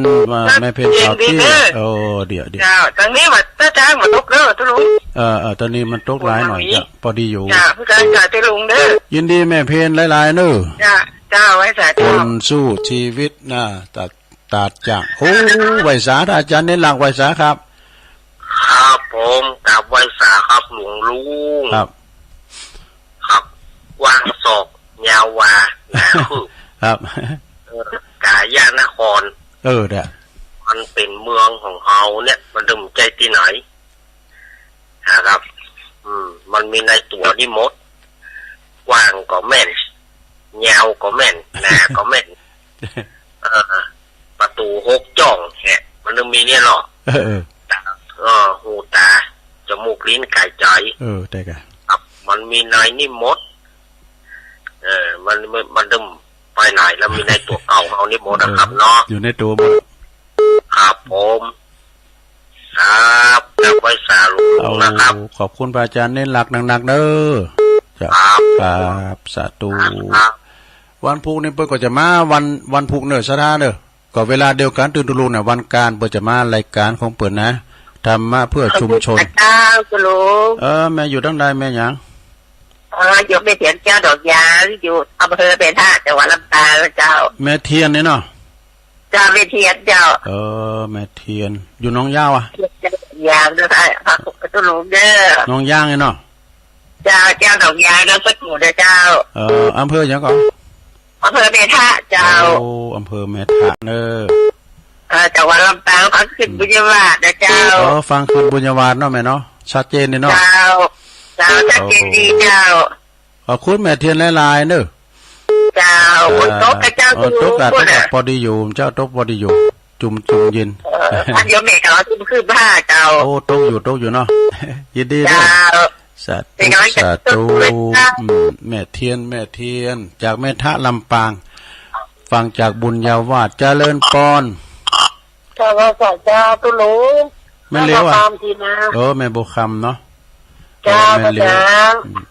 ฟังชัดเจนเด้อฟังตุลุงเทศมันแต่มันว่าเนาะกว้างส่งงาวานะยีนาตาจ้างเนาะเจ้าฟังศอกยาวานะคือจิตตะลาดนะจิตตะนครกายานกรเนาะเจ้ายินดีก็แม่โบคำหลายๆเด้อเจ้าคือกำลังใจนะกำลังเนอสาธุยินดีหลายๆเจ้ากาศาเจ้า0895556506ก็โทรก็เข้ามาก็ซ้ายก็ขึ้นอยู่บ้องอยู่รู้นะเหลือ7 นาทีได้อยู่เนอะสราญาโยมวันภูพินนท์ทั้งสายไต่เนอที่วันหลวงศรีเตนะปากันไปแสดงมุทิตาจิตเนอหลวงปู่ครูบาเสาคำถาวโรนะเปิ่นเจริญอายุมา75พรรษา55เนอวัดหลวงศรีเตเปิ่นจะสืบจัตตาหลวงพระจะไปเปิดห้องตาลก็เจิญนะพระจะไปรวมมุทิตาจิตเอากระเช้าแบรนด์กระเช้าดอกไม้ปัจจัยไปมอบนะเป็นขวัญกำลังใจครูบาเนอจะไปหับสังก็ดีสังก็ดีก็เจิญก็ได้นะ4 กรกฎาคมเป็นวันเกิดเนอะแฮปปี้เบิร์ธเดย์ของครูบานะเนาะที่วัดหลวงศรีเตี้ยอันนี้เป็นศิษย์กุฏิของครูบาเจ้าครูบาสุรินโทนะอาจารย์พระครูเป็น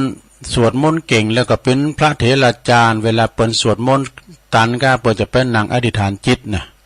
เป็นพระนางปลุกเสกตัวเนาะ เอามีอยู่ก็โทรกันเข้ามาศรัทธา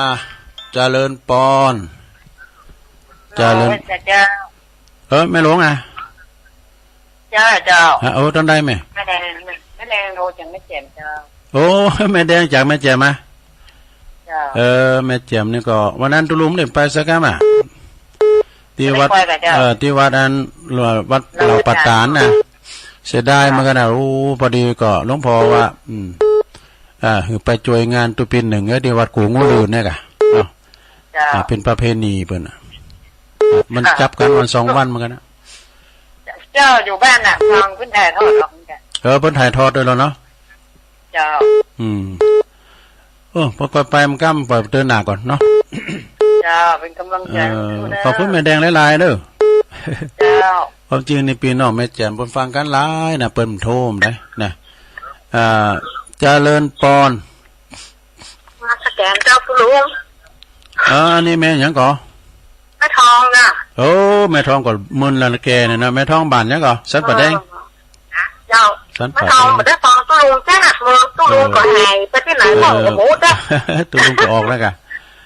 เอาเรื่องนี้ความรู้คุณก็รู้นะกะเดี๋ยวนี้ปกติแล้วแม่แดงอยู่ฟังเนาะเจ้าแดงไม่คุ้นนะกะอันสันปะแดงเนาะเจ้าสันปะแดงฟังโอ้ดีแหละแม่ทองก็เมื่อละเนี่ยได้ฟังกันนะได้ยินโทรอันฟังนักตะลุงก็ถามตะลุงก็ออกไปที่ไหนกับหมูอย่างเงี้ยเด็กก็ไปจัดงานเปิดเนี่ยเนาะขอบคุณแม่ทองหลายๆเด้อโอ้บุญรักษาเนาะคุณวันที่13พูดไปปากันนะที่วัดพระบาทอุดมนำบ่อเศร้าวาไปเจอหายเจอห้องก็ที่บ้านแม่บุญปันก็ได้เด้อห้วยงูในแม่จงดีเชื้อกันทานะเจริญปอนไปศาลเจ้าโทรจากลำปางเจ้าแม่ยังแม่ยังยมนิตยในเมืองลำปางเจ้านิตยาฟังชัดเจนดีเจ้าอยู่บ้านไหนแม่อยู่ในเมืองลำปางเนี่ยเจ้าในเมืองเลยได้โทรไป2-3เตือนแล้วเนาะลุงเจ้าอยู่ฟังพระบาทอุดมเนาะอยู่ในเมืองลำปางจังหวัดลำปางเจ้าดีกะฟังชัดเจนดีเนาะแม่เนาะ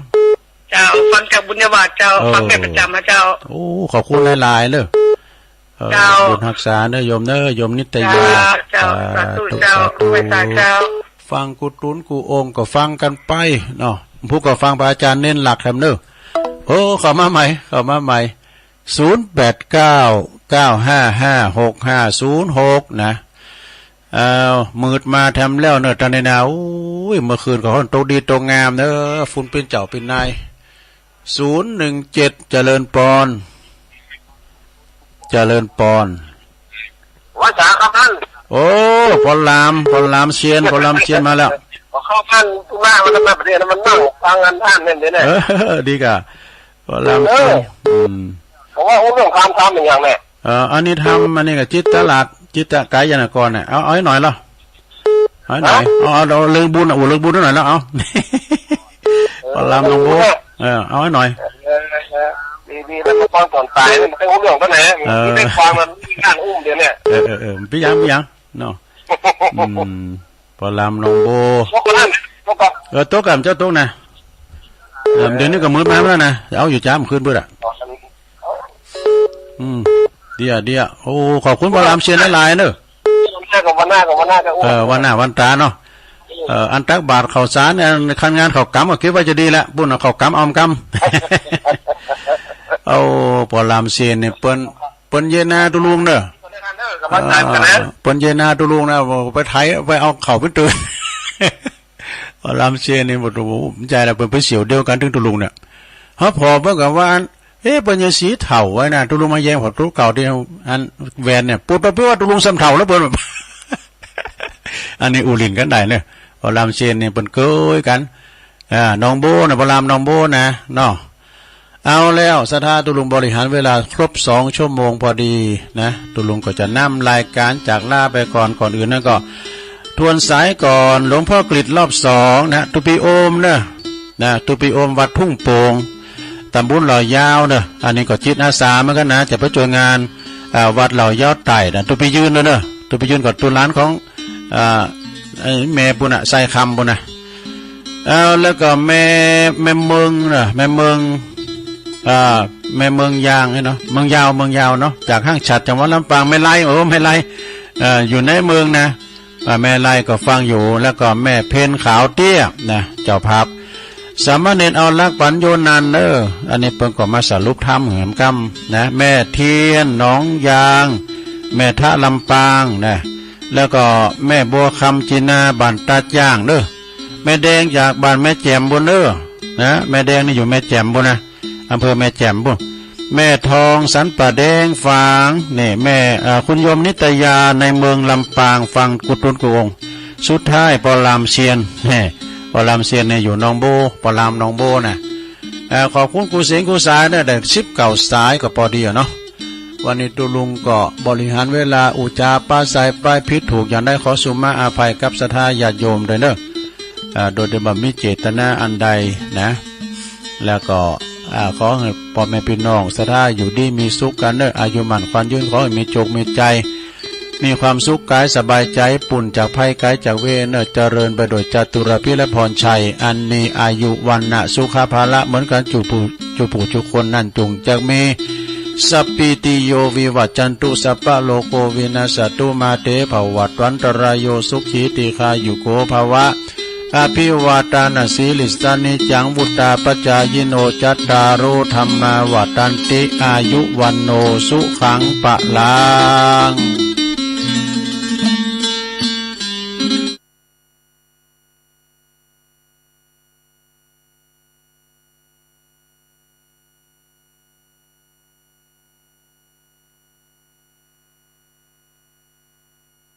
ถามว่าพึงพอใจไหมถ้าถามผมตรงๆผมบอกว่าพึงพอใจมากนะครับการแนะนำแล้วก็เป็นนวัตกรรมใหม่ประธานผู้ตรวจการแผ่นดินคณะรัฐมนตรีเลขาธิการนายกรัฐมนตรีเลขาธิการคณะรัฐมนตรีผู้บริหารสำนักงานเลขาธิการสมาชิกวุฒิสภาผู้บริหารสำนักงาน